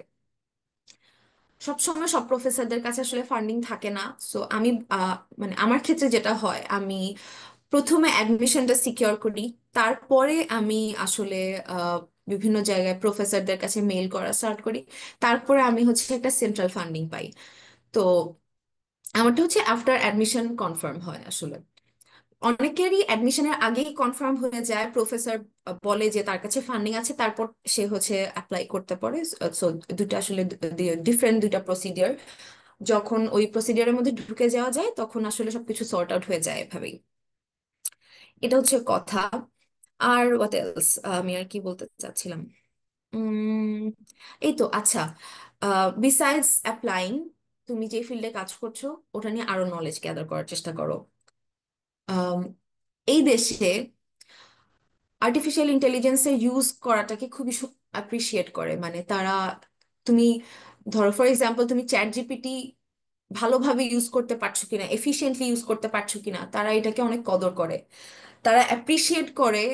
তুমি বিভিন্ন এআই টুলস ইউজ করো, কারণ এআই টুলস শুধুমাত্র তোমাকে চিটিং করতে হেল্প করে ব্যাপারটা এমন না। AI tools is very important. তুমি যে কোনো নলেজ তুমি ওখান থেকে গ্যাদার করতে পারবা, এক্সপ্যান্ড করতে পারবা নলেজ। সো আমি জানি না, আমার মাস্টার্স প্রোগ্রামে একটা কোর্স অফার করে, নাম হচ্ছে প্রম্পট ইঞ্জিনিয়ারিং। সো এই জিনিসটাই আসলে এই এআই টুলস এর ইউজ করাটা বা কিভাবে এফিশিয়েন্টলি ইউজ করা যেতে পারে এই জিনিসটা খুব ভালো মতো শিখায়। আমাদের আন্ডারগ্র্যাড কোর্সে এই কোর্সটা ছিল না। এখন আমি জানি না এই জিনিসটা ইনক্লুড করেছে কিনা প্রম্পট ইঞ্জিনিয়ারিং নামে, বা এটা তুমি চাইলে বাইরে থেকেও করতে পারো, যে বিভিন্ন কোর্সেরা থেকে বা এনভিডিয়া একটা ওয়েবসাইট আছে ওখান থেকে। সো এই আর কি। উম, আর হচ্ছে এই তো এইগুলোর পরে আর উম, উম, আচ্ছা, আর যারা একাডেমিয়ার বাইরে প্রাইভেট সেক্টরে যেতে চায় তাদেরকে আমি বলবো, আহ, তাদের ক্ষেত্রে আসলে স্পেসিফিক একটা ফিল্ড চুজ করা কাইন্ড অফ ডিফিকাল্ট, বাট তুমি বেসিক এটা চুজ করতে পারো দ্যাট তুমি একটা প্রোগ্রামার হিসেবে নিজের ক্যারিয়ার ডেভেলপ করতে চাও, নাকি তুমি তোমার প্রজেক্ট ম্যানেজমেন্টে ক্যারিয়ার ডেভেলপ করতে চাও, নাকি সাপ্লাই চেইনে করতে চাও। সো ওই জিনিসটা ফোকাস করে অনেক অনেক বেশি অ্যাপ্লাই করতে হবে। মানে শুরুতে ইনিশিয়ালি তুমি যদি স্যালারি দেখো, শুধু স্যালারি দেখো, তাহলে you can not do anything. So স্যালারিটা পাশে রেখে একদম ফেলে দিয়ে আমি বলবো খুব ম্যাসিভ আকারে আসলে জব অ্যাপ্লাই করতে হয়, কারণ বাংলাদেশের জব মার্কেট বর্তমানে খুবই স্যাচুরেটেড, খুবই বেশি স্যাচুরেটেড। ভেকেন্সি থাকেই না বললে চলে। সো অনেক বেশি বেশি অ্যাপ্লাই করতে হয়। Again, email writing is very important. আর ত্রিনাপু অনেক কিছু মেনশন করেছে আসলে প্রাইভেট সেক্টরের নামে। আমি প্রাইভেট সেক্টর নিয়ে আর কি বলবো, আমি আসলে এই সেক্টরে এক্সপার্ট না। বাট আমি যে কয়টা ইন্টারভিউ ফেস করেছি, খুব বেসিক লেভেলের প্রশ্ন করে, খুবই বেসিক প্রশ্ন হয়তো বা করে। তোমাকে থিসিস নিয়ে জিজ্ঞেস করবে, তোমার ইন্ডাস্ট্রিয়াল অ্যাটাচমেন্ট নিয়ে জিজ্ঞেস করবে, তোমার একদম বেসিক কমিউনিকেশন সিস্টেমের নলেজ আছে কিনা, বা যারা ইলেকট্রিক্যালের পাওয়ার সেক্টরের নলেজ আছে কিনা, এসব নিয়ে জিজ্ঞেস করবে। কথা কিভাবে তুমি ডেলিভার করছো, তোমার প্রবলেম সলভিং সলভিং স্কিল কেমন, তুমি কতটা কনভিন্সিং, এই জিনিসগুলো আসলে খুবই ইম্পর্টেন্ট ফর প্রাইভেট সেক্টর। এই তো দ্যাটস ইট। আর উম, উম, উম, উম, এই তো আমার আসলে এর চেয়ে বেশি কিছু বলার নাই। যদি আমার কাছে কারো কোনো কোয়েশ্চেন থাকে অ্যাবাউট এনিথিং, তাহলে you can please ask me. আমি অলওয়েজ আছি। আর চাইলে আমাকে কেউ মেল করতে পারো। আমি জানি না আমার মেল আইডিটা ফ্লায়ারে দেওয়া ছিল কিনা, বাট কোনো প্রশ্ন থাকলে regarding higher studies you can always reach out to me. অবশ্যই আমি সবসময় চাইবো হেল্প করার, অ্যান্ড বেশি বেশি স্টুডেন্টস যেন এখানে আসে। এই তো, এটাই। Thank you so much.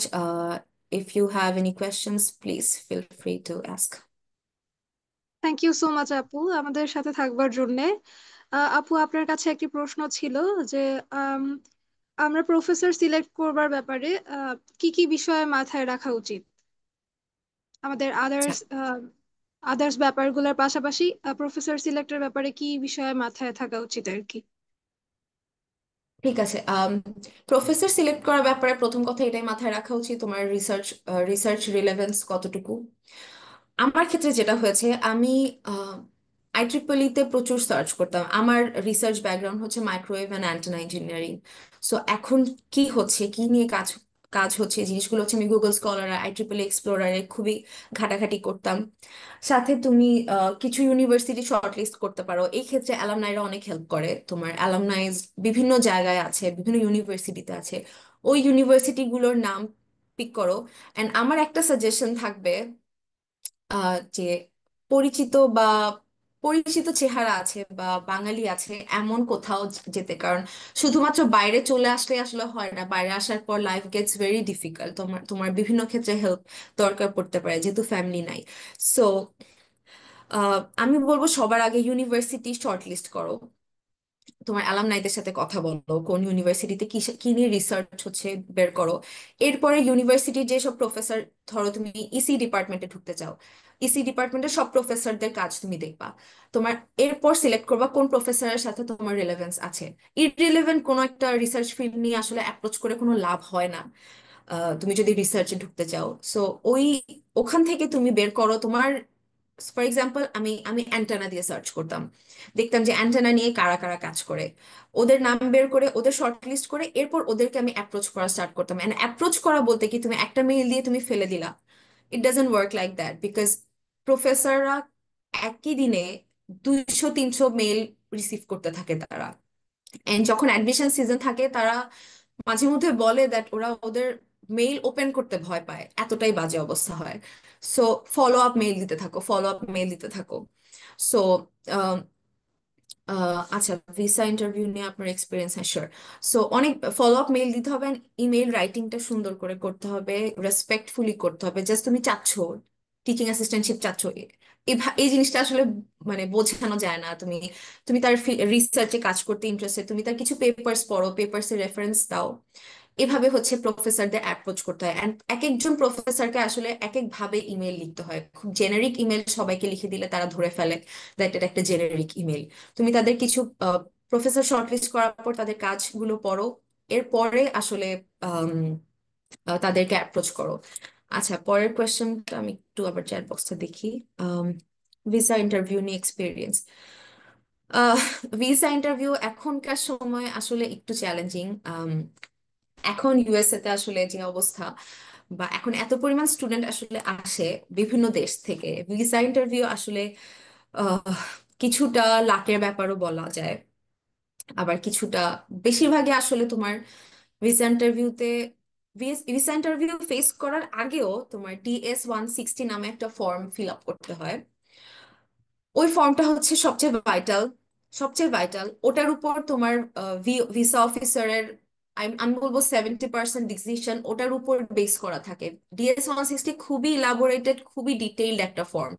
ওই ফর্মে তোমার আম, কোনো রিলেটিভ ইউএসএ তে আছে কিনা, তুমি কখনো ভিসা জন্য অ্যাপ্লাই করেছো কিনা, তোমার কখনো ভিসা রিজেক্ট হয়েছে কিনা, সব ধরনের প্রশ্ন থাকে। And be honest with each and every question. তোমার সাথে যা যা হয়েছে তুমি তা লিখো, যে কোনো বানোয়াট কথা লেখা যায় না আসলে, কারণ তারা ইভেন্চুয়ালি ধরে ফেলে। সো DS-160 ফিল আপ করা ইজ নাম্বার ওয়ান প্রায়োরিটি। খুব ভালো মতো বসে নিজে ফিল আপ করবা, কারণ কোনো এজেন্সি দিয়ে যদি DS-160 ফিল আপ করানো হয়, এটা আমি খুবই ডিসকারেজ করি, কারণ ভিসা অফিসাররা বুঝে যায় আসলে জিনিসটা কতটুকু এফোর্ট দেওয়া হয়েছে। সো এরপরে হচ্ছে ভিসা ইন্টারভিউর সময়টা। ভিসা ইন্টারভিউতে কিছু জিনিস আসলে important. Number one is your confidence, number two is your appearance. It is very important. তুমি ফর্মালি ভিসা ইন্টারভিউ দিতে যাচ্ছ, তুমি একটা যে কোনো ক্যাজুয়াল জামা পরে ভিসা ইন্টারভিউ দিতে যেতে পারো না, কারণ তারা তোমার অ্যাপিয়ারেন্স দেখে, তারা তোমার এফোর্টটা খেয়াল করে। এন্ড তাদেরকে তোমার কনভিন্স করতে হবে দ্যাট তুমি তোমার রিসার্চ বা তুমি তোমার পড়াশোনায় কন্ট্রিবিউট করতেই এই বাইরের দেশে বা ইউএসএ তে আসছো। আমার আমার আমি হচ্ছে ইউএসএ নিয়ে কথা বলছি, বিকজ আমি ইউএসএ তে আছি। সো তোমার কনভিন্স করতে হবে যে তুমি ওখানে যাওয়ার পরে ইলিগাল কিছু করবে না, বা তুমি তোমাকে নিজেকে তুমি জাস্ট পড়াশোনাতেই ডেডিকেট করতে এই এই জায়গাটাতে আসছো। সো এই জিনিসটা খুবই বেশি কনভিন্সিং হতে হয়, খুবই বেশি কনফিডেন্ট সাউন্ড করতে হয় তোমার। অফ ওখানে ওরা তোমাকে প্রথম যে কোয়েশ্চেনটা করবে, ওয়াই দিস ইউনিভার্সিটি, সবাই এটাতে হচ্ছে একটা জেনারিক আনসার দিয়ে দেয় যে এটা হচ্ছে ইউএস এর এত নাম্বার ইউনিভার্সিটি, এখানে এত নাম্বার রিসার্চ হয়। নো, তুমি অ্যাকচুয়ালি কেন ইউনিভার্সিটিটা সিলেক্ট করেছো, তুমি ওটা বলো। ফর এক্সাম্পল, আমার ক্ষেত্রে যেটা হয়, আমি আমার প্রফেসরের কাজ সবার আগে খুঁজে বের করেছিলাম, তারপর হয়তো বা আমি ওনাকে অ্যাপ্রোচ করেছি। আমার প্রফেসর, আমার আমার ইউনিভার্সিটি একটা ডেডিকেটেড অ্যান্টেনা ল্যাব আছে, আমি ওটা দেখে খুবই ফ্যাসিনেটেড ছিলাম, আমি ওটা মেনশন করেছি। এই জিনিসটা, এই কোয়েশ্চেনটা তোমার অনেকটুকু ভিসা অফিসারের আনসার রেডি করে দেয়, এই জিনিসটা আমি দেখেছি। তারপর হচ্ছে অনেকে সেলফ ফান্ডে পড়াশোনা করতে চায়। সেলফ ফান্ডে পড়াশোনা করার ক্ষেত্রে তুমি আম, অনেকে আছে যারা হচ্ছে নিজেকে kind of, I mean, Bill Gates এর মেয়ে বা ছেলে হিসেবে পোর্ট্রে করার চেষ্টা করে, বাট তার অ্যাপিয়ারেন্স দেখে ওটা মনে হচ্ছে না। I mean to say that তুমি তোমার কথা আর তোমার অ্যাপিয়ারেন্স এর মধ্যে তোমার একটা রেলেভেন্স রাখতে হবে। মানে তুমি তোমার নিজেকে এমনও পোর্ট্রে করবা না যে তোমার কিছু নাই, বাট তুমি অনেক ভালো অ্যাপিয়ারেন্স নিয়ে আসছো। এই জিনিসটা খুবই বেশি ইম্পর্টেন্ট। তোমরা যদি there is a group, HSUSA, probably আমি ভুলে গিয়েছি, ইউএস এর একটা গ্রুপ আছে, তোমরা ওই গ্রুপটায় জয়েন করতে পারো। ওখানে দেখবা কিছু ভিসা ইন্টারভিউ এক্সপিরিয়েন্স থাকে, তারা শেয়ার করে যে তোমার অ্যাপিয়ারেন্সের সাথে তোমার কথাবার্তার রেলেভেন্স কতটুকু, এটা তারা অনেক বেশি খেয়াল করে। তুমি যখন কিউতে দাঁড়িয়ে থাকো ভিসা অফিসারের সামনে, there is a queue, visa অফিসাররা মাথা বের করে করে দেখে, literally they observe the people, যে তারা কিভাবে কথা বলছে, তাদের বডি ল্যাঙ্গুয়েজ কেমন, this are very important to them. আর খুব বেশি মানে যে প্রশ্নটা করলো তার বাইরে বেশি কথা বলা ঠিক না। সেলফ ফান্ড খুবই ট্রিকি একটা বিষয়। সেলফ ফান্ডের ক্ষেত্রে তোমার যতটুকু আছে, আসলেই যতটুকু তুমি ফান্ডিং দেখিয়েছো ওটাই বলো। তোমার কনভিনসিং ওয়েতে তুমি তোমার প্যারেন্টস এর বা তোমার যে স্পন্সর আছে তার ইনকাম সোর্সটা একটু এক্সপ্লেইন করো। এটা হচ্ছে সেলফ ফান্ডের ক্ষেত্রে। আর যদি তোমার ফাইন্যান্সিয়াল এইড থাকে বা স্কলারশিপ থাকে তাহলে তো ভালো। তাহলে তো বলো যে তোমার সোর্সটা কোথা থেকে আসছে।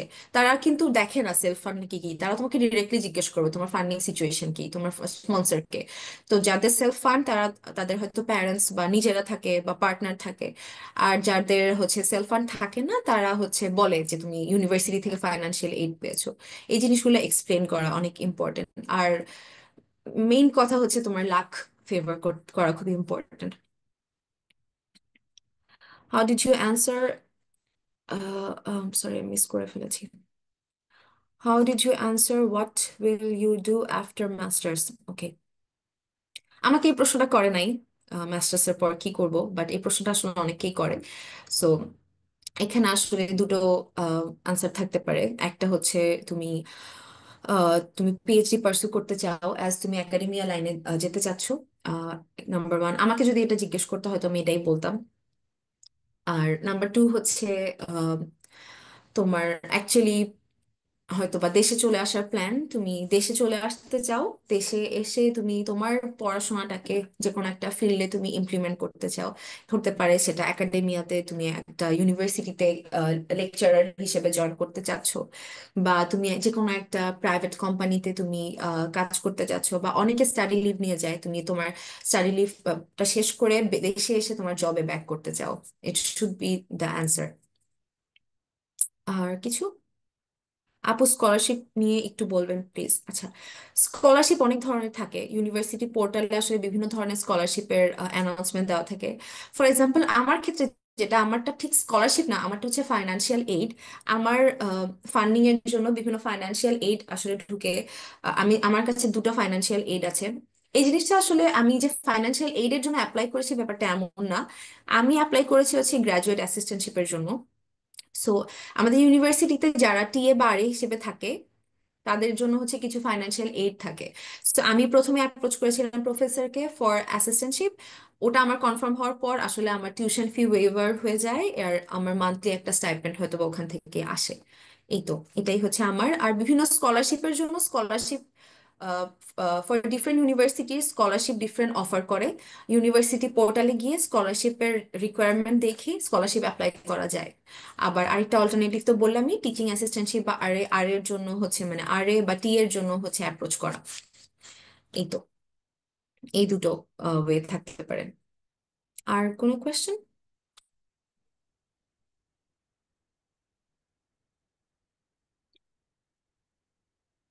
আচ্ছা, অনেক ধন্যবাদ আপু। You welcome. আমাদের সাথে থাকবার জন্য অসংখ্য ধন্যবাদ। আম, এবারে চলে থ্যাংক ইউ সো যেতে মাচ ফর চাই। Inviting me.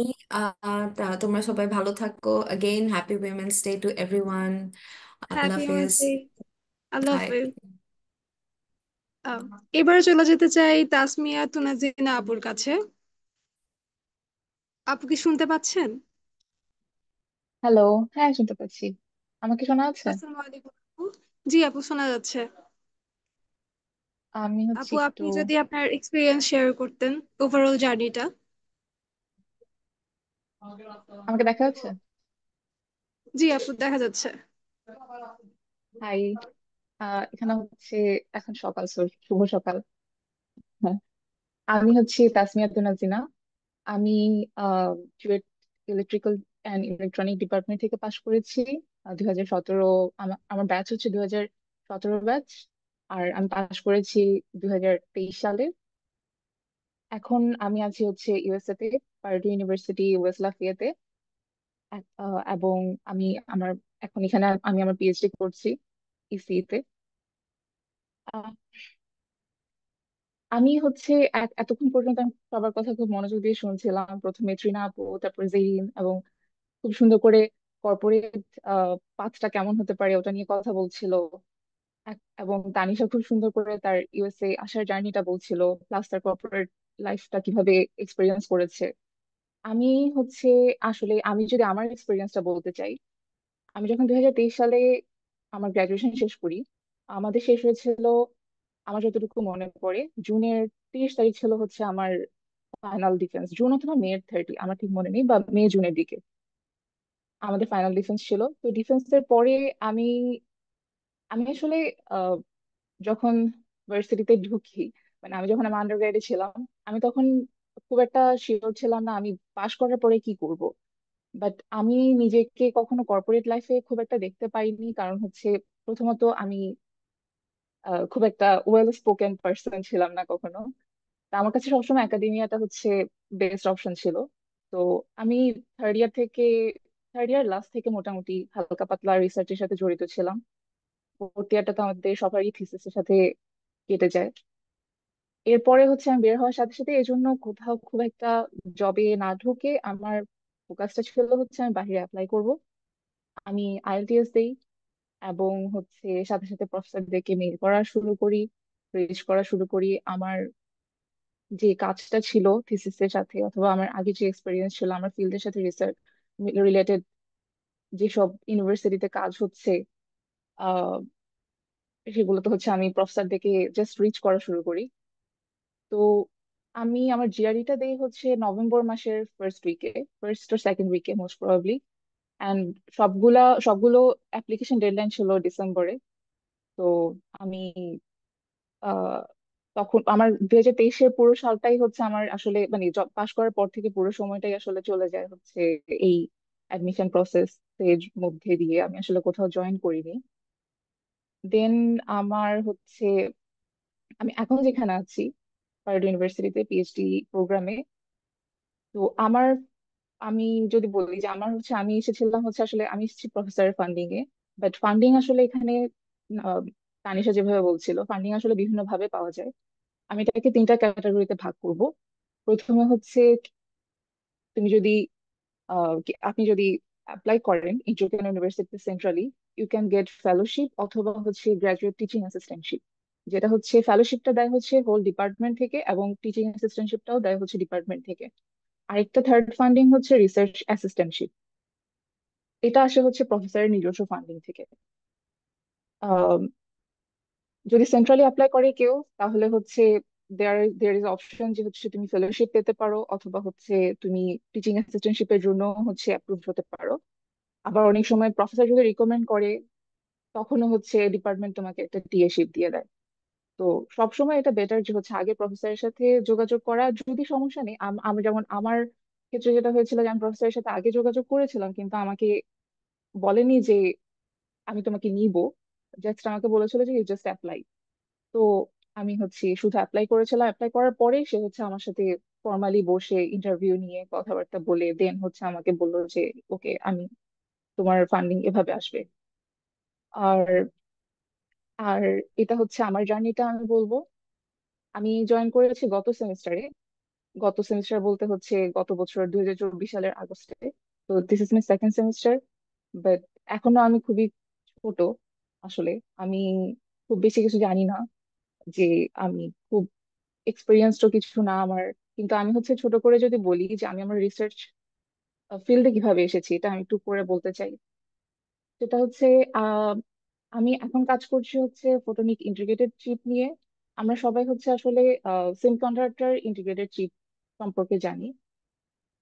কিন্তু আরেকটা ভাস্ট ফিল্ড আছে, সেটা হচ্ছে ফোটনিক ইন্টিগ্রেটেড চিপ, যেটাতে আসলে হচ্ছে ফোটন, মানে লাইট দিয়ে হচ্ছে আসলে ইনফরমেশন ট্রান্সফার করে, which is kind of similar to the photonic chips, sorry, integrated chips, semiconductor integrated chips, কিন্তু এটা হচ্ছে আরেকটা প্ল্যাটফর্মে ডেভেলপ করা হয়।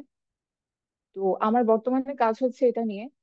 কিন্তু যেহেতু আমরা জানি, আমার সময় হচ্ছে আন্ডারগ্রেডে থাকতে অপটিক্স এর খুব একটা কাজ হতো না, কিন্তু আমার এখন বর্তমানে ফিল্ড হচ্ছে পুরোটাই ফোটনিক্স অ্যান্ড অপটিক্স এর।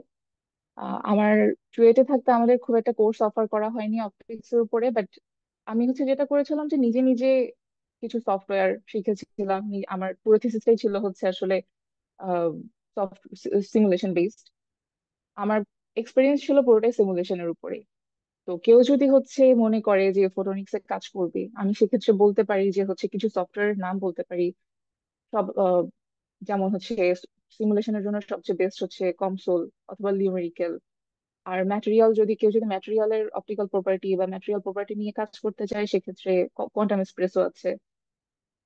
দেন কেউ যদি হচ্ছে ফটোনিক ইন্টিগ্রেটেড সার্কিট ডিজাইন নিয়ে কাজ করতে চায়, সেক্ষেত্রে আছে ন্যাসকা। বেশ কিছু সফটওয়্যার আছে যেগুলো হচ্ছে আমি ওভার দ্য ইয়ার্স, ফোর্থ ইয়ারে থাকতে অথবা পাশ করার পরেও নিজে নিজে হালকা পাতলা শেখার চেষ্টা করেছিলাম, যেটা হচ্ছে আসলে আমাকে এখানে ল্যান্ড করতে, মোটামুটি বলতে পারবো এখানে ল্যান্ড করতে সাহায্য অবশ্যই করেছে। তো কেউ যদি একটা নির্দিষ্ট ফিল্ডের দিকে ইন্টারেস্টেড থাকে, আমি বলবো যে যদি এক্সপেরিমেন্টাল কাজ করার সুযোগ নাও থাকে আমাদের সারাউন্ডিংসে বসে, আমাদের ইউনিভার্সিটিতে বসে, আমি বলবো যে হচ্ছে সফট স্কিলস গুলা ডেভেলপ করতে। যতগুলো সফটওয়্যার আছে, যতভাবে সিমুলেশনের কাজ করা কিন্তু আসলে থিওরি বোঝার পরে সিমুলেশনের কাজ করা কিন্তু মোটামুটি ইজি। তো ওভাবে যদি নিজেকে ডেভেলপ করা যায় তাহলে হচ্ছে নিজেকে প্রেজেন্টও করা যায় যে কোনো প্রফেসর ইন্টারভিউতে, ওর যে কোনো ধরনের, ইভেন যদি কর্পোরেট জবেও যাওয়া হয়, তখনও হচ্ছে যে আসলে রিপ্রেজেন্ট করা যায় যে হ্যাঁ আমি সিমুলেশন নিয়ে কাজ করেছি আগে। তো আমি বলবো হচ্ছে যে এটা খুবই ইম্পর্টেন্ট, বিশেষ করে যখন আমরা থিসিসের কাজ শুরু করি থার্ড ইয়ারের পরে বা ফোর্থ ইয়ার, পুরো ফোর্থ ইয়ার সময়টা জুড়ে আমরা যখন কাজ করি, আমি বলবো হচ্ছে খুব ভালো মতো থিসিসের কাজটা করতে। কারণ ইট ম্যাটার্স আ লট, তুমি কিসের উপরে কাজ করছো, এবং তুমি আসলেই কাজটা করছো কিনা। তানিশা বারবার যেমন খুব এমফেসাইজ করছিল যে ভালো নিজে কাজটা করতে থিসিসে, এটা খুবই ইম্পর্টেন্ট। এই আমার আসলে আর আমার জার্নিটা এটাই, এতটুকুই। আর কারো যদি কোনো কোয়েশ্চেন থাকে, then Apu is life hired in USA. I don't want to be vulnerable in front of 67 people, but এটা মাঝে মাঝে হার্ড লাগে, মাঝে মাঝে হার্ড লাগে, বাট মাঝে মাঝে খুব মজা লাগে। মজা লাগে বলতে আসলে আমরা সবাই হচ্ছে আসলে ফ্যামিলি ছেড়ে একটা এত ডিফারেন্ট একটা এনভায়রনমেন্টে আসলাম। প্রথমে মানে অ্যাডাপ্ট করতেও কিন্তু অনেক সময় চলে যায়। আমার যখন ফার্স্ট সেমিস্টারটা পুরোটাই গিয়েছিল হচ্ছে শুধু অ্যাডাপ্ট করতে। আমার রিসার্চ ওয়ার্ক সবকিছু অনেক ওভারওয়েলমিং লাগতো, টু বি অনেস্ট। কিন্তু আস্তে আস্তে হচ্ছে জিনিসটা অ্যাডাপ্ট হয়ে যায়। আর এটা অনেকটা ডিপেন্ড করে হচ্ছে তোমার ল্যাবের কালচার কেমন অথবা তোমার রিসার্চ ওয়ার্ক কেমন। আমি বলবো হচ্ছে মোস্টলি যদি তুমি এনজয় করো, তুমি যেটা পড়তে আসছো, কোর্স ওয়ার্ক যদি ভালো লাগে, মজা লাগে, যেটাই পড়তে আসছো, এটা হচ্ছে আস্তে আস্তে ভালো ডেভেলপ করে যে হচ্ছে হ্যাঁ এটা তোমার মজা লাগতেছে, so why not just enjoy it. মানে আহ, কিন্তু হার্ড আসলেই লাগে মাঝে মাঝে। ফান্ড থেকে যে অ্যামাউন্টটা দেওয়া হয় সেটা লিভিং কস্ট কতটা কভার করে? আচ্ছা, এই বিষয়ে আমি বলবো হচ্ছে আমার ফান্ড যেটা, মানে টেকনিক্যালি আমার হোল ফান্ড যেটা, সেটা হচ্ছে আমার ফার্স্ট অফ অল আমার টিউশন ফি কভার করে। সেটা হচ্ছে আমি আসলে দেখি না, বাট আমার ব্যাংকে যেটা আসে সেটা হচ্ছে আমার, সেটাকে আমার স্টাইপেন্ড বলা হয়। তো স্টাইপেন্ড দিয়ে হচ্ছে আমার লিভিং এক্সপেন্স, তো লিভিং এক্সপেন্স মানে আই ক্যান লিভ কমফোর্টেবলি আমি বলবো। ওরা হচ্ছে এমন ভাবে দেয় না যে তোমার অনেক বেশি রয়ে যাবে, আবার এমন ভাবে দেয় না যে তুমি হচ্ছে স্ট্রাগল করবা। আমি যেখানে থাকি এই মুহূর্তে, আমার আমার স্টেটটা হচ্ছে ইন্ডিয়ানা। ইন্ডিয়ানা হচ্ছে একটু চিপার স্টেট হিসেবে নোন। আর কিন্তু আবার আমি যে শহরে থাকি ওয়েস্ট লাফিয়েত, এটা আবার একটু এক্সপেন্সিভ। আর কিন্তু ওরা হচ্ছে যে আসলে সবসময় ফান্ডিংটা ভ্যারি করে, যে প্রতি বছর ইনফ্লেশনের সাথে ডিপেন্ড করে ফান্ডিংটাকে একটু অ্যাডজাস্ট করে। তো আমার মনে হয় না কারোরই কখনো ফান্ডিং থেকে চলাটা সমস্যা হয়। এবং তুমি যদি হচ্ছে একটু আম, বুঝে শুনে চলো, হয়তো you can also save money. আর আর কারো যদি কোনো কোয়েশ্চেন থাকে, আই ক্যান টেক নাও।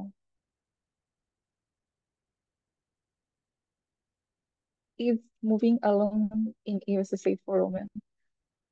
আম, এটা এটা হচ্ছে আমি বলবো আসলে depends. It doesn't depend actually, কারণ আমি যখন আসছি, আমি তো আমি আমি একাই আসছি। এবং হচ্ছে আমি এখানে আসার পথে পুরোটা জার্নিতে, ইভেন আমি যে এখানে আছি গত 7 মাস 8 মাস ধরে, আমি কখনো কিছু ফেস করিনি যেটা হচ্ছে just because of me being a woman. আম, আমি বলবো হচ্ছে যে it's lot safer than people think. এবং আমি অনেক সময় এমনও হয় যে আমি আমার কাজ আছে ল্যাবে, আমি বাসায় ব্যাক করছি হচ্ছে 12টা 1টা 2টা বাজে, আমার কখনো কোনো প্রবলেম ফেস করি নাই। এবং ইন জেনারেল ইউএস এর কথা আমি বলতে পারবো না, বাট আমি যেহেতু একটা কলেজ টাউনে থাকি বা একটা ইউনিভার্সিটির আশেপাশে থাকি, সো ইটস ভেরি সেফ। সারা রাতও মানুষজন কাজ করে আশেপাশে, মানে আমি মানুষজন দেখি, আমার কখনোই হচ্ছে আনসেফ মনে হয় নাই। এবং আমি যতগুলো জার্নি করেছি সবসময় একাই করা হয়, তা আমার কখনো ফেস করি নাই এমন কিছু যেটা হচ্ছে আমি বলবো যে it's not safe for women to be in US আর কি। এটা What if I want to settle down there and get a job after academic degree? আচ্ছা, আম, এই বিষয়টা হচ্ছে যে আমি খুব বেশি এক্সপিরিয়েন্স না, কিন্তু আমি যতটুকু জানি সেটা আমি শেয়ার করতে পারি। সেটা হচ্ছে, প্রথমত, if you want to settle down here, এবং একাডেমিক দুইটা সাইড থাকতে পারে। তুমি হচ্ছে ইন্ডাস্ট্রিতে যেতে পারো জবের জন্য, অথবা হচ্ছে তুমি একাডেমিয়াতে থাকতে পারো। যদি ইন্ডাস্ট্রিতে যেতে চাও সেক্ষেত্রে হচ্ছে you can do it after masters. অবশ্যই there R lot of opportunities আমার মনে হয়, ডিপেন্ডিং অন দ্য ফিল্ড, যে যে ফিল্ডে আছে। আর যদি হচ্ছে কেউ একাডেমিতে থাকতে চায়, আমি বলবো হচ্ছে পিএইচডি, ধরো কেউ একজন পিএইচডি শেষ করে আহ, সাথে সাথে একটা একাডেমিক পজিশনে ল্যান্ড করা ইজ আ বিট টাফ। আমি যতটুকুই জানি যে হচ্ছে সামহাও মানুষজন ফার্স্টে যেটা করে যে একটা পোস্ট ডকে জয়েন করে, দেন হচ্ছে আস্তে আস্তে একটা ফ্যাকাল্টি ক্যান্ডিডেট হিসেবে অ্যাপ্রোচ করে বিভিন্ন ইউনিভার্সিটি গুলোতে। এটা হচ্ছে একাডেমিক সাইড।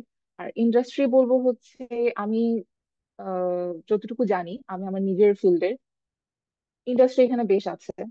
আম, অবশ্যই দেয়ার ইজ ভাস্ট ইন্ডাস্ট্রি যে কোনো কিছুর জন্য, যে কোনো সাবজেক্টে, যে কোনো বায়োলজিক্যাল সাবজেক্ট হোক, আমাদের ইলেকট্রিক্যাল বেস যে কোনো সাবজেক্ট হোক, সেমিকন্ডাক্টর ইঞ্জিনিয়ারিং হোক, অথবা হচ্ছে লাইক ইভেন কোয়ান্টাম কম্পিউটার নিয়ে এখন হচ্ছে যে প্রচন্ড হিউজ কাজ হচ্ছে। তো কেউ যদি হচ্ছে মনে করে যে আমি কোয়ান্টাম কম্পিউটার বেসড ইন্ডাস্ট্রিতে জয়েন করব, সেটাও এখন প্রচন্ড আহ, কি বল, মানে ভাস্ট একটা সিনারিও এখন ক্রিয়েট হচ্ছে এখানে। আর for us foreigners, I think এটা খুব একটা হার্ড হবে কিনা আমি জানি না। আমি নিজেও এখনো হচ্ছে এটা এখনো ফিগার আউট করতেছি যে হচ্ছে আমি আসলে কি করব বা আসলে কি করা যায় পাশ করার পরে। বাট তুমি যদি কোনো ইন্ডাস্ট্রিতে ঢুকো, সেক্ষেত্রে হচ্ছে তোমার ভিসা স্ট্যাটাস চেঞ্জ করতে হয়। আই থিঙ্ক ওটাকে বলে হচ্ছে H1B ভিসা। তখন হচ্ছে যে কোম্পানিতে জয়েন করা হয় সেই কোম্পানি হচ্ছে তোমাকে স্পন্সর করে তোমার ভিসার জন্য। আর তুমি যদি হচ্ছে একটা পোস্ট ডকে অথবা হচ্ছে একাডেমিক পজিশনে যাও, দেন it becomes a J1 visa. তখন হচ্ছে ওই ইউনিভার্সিটি অথবা ওই ইনস্টিটিউশন তোমাকে হচ্ছে স্পন্সর করতেছে। তো ইটস নট দ্যাট হার্ড তুমি যদি সেটেল ডাউন করতে চাও, but it's a long process. তোমাকে হচ্ছে একটা মানে তোমাকে হচ্ছে একটা পজিশন থেকে একটা পজিশনে থাকতে হবে। You have to be consistent. এই আর কি। আমি আসলে জানি না এটা আমি আনসার কতটুকু দিতে পেরেছি, কারণ হচ্ছে আমার খুব বেশি এক্সপিরিয়েন্স আসলে এটাতে তো নেই, সেটেল ডাউন করা নিয়ে এখনো।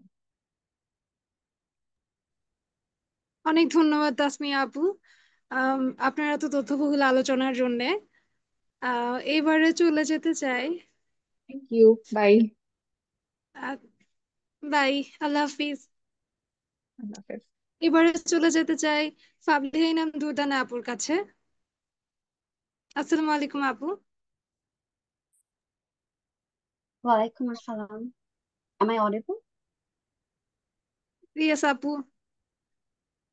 উম, একটা মিনিট। আপু যদি আপনার হ্যাঁ জার্নিটা হ্যাঁ একটু শেয়ার করতেন আমাদের সাথে। হুম, আচ্ছা।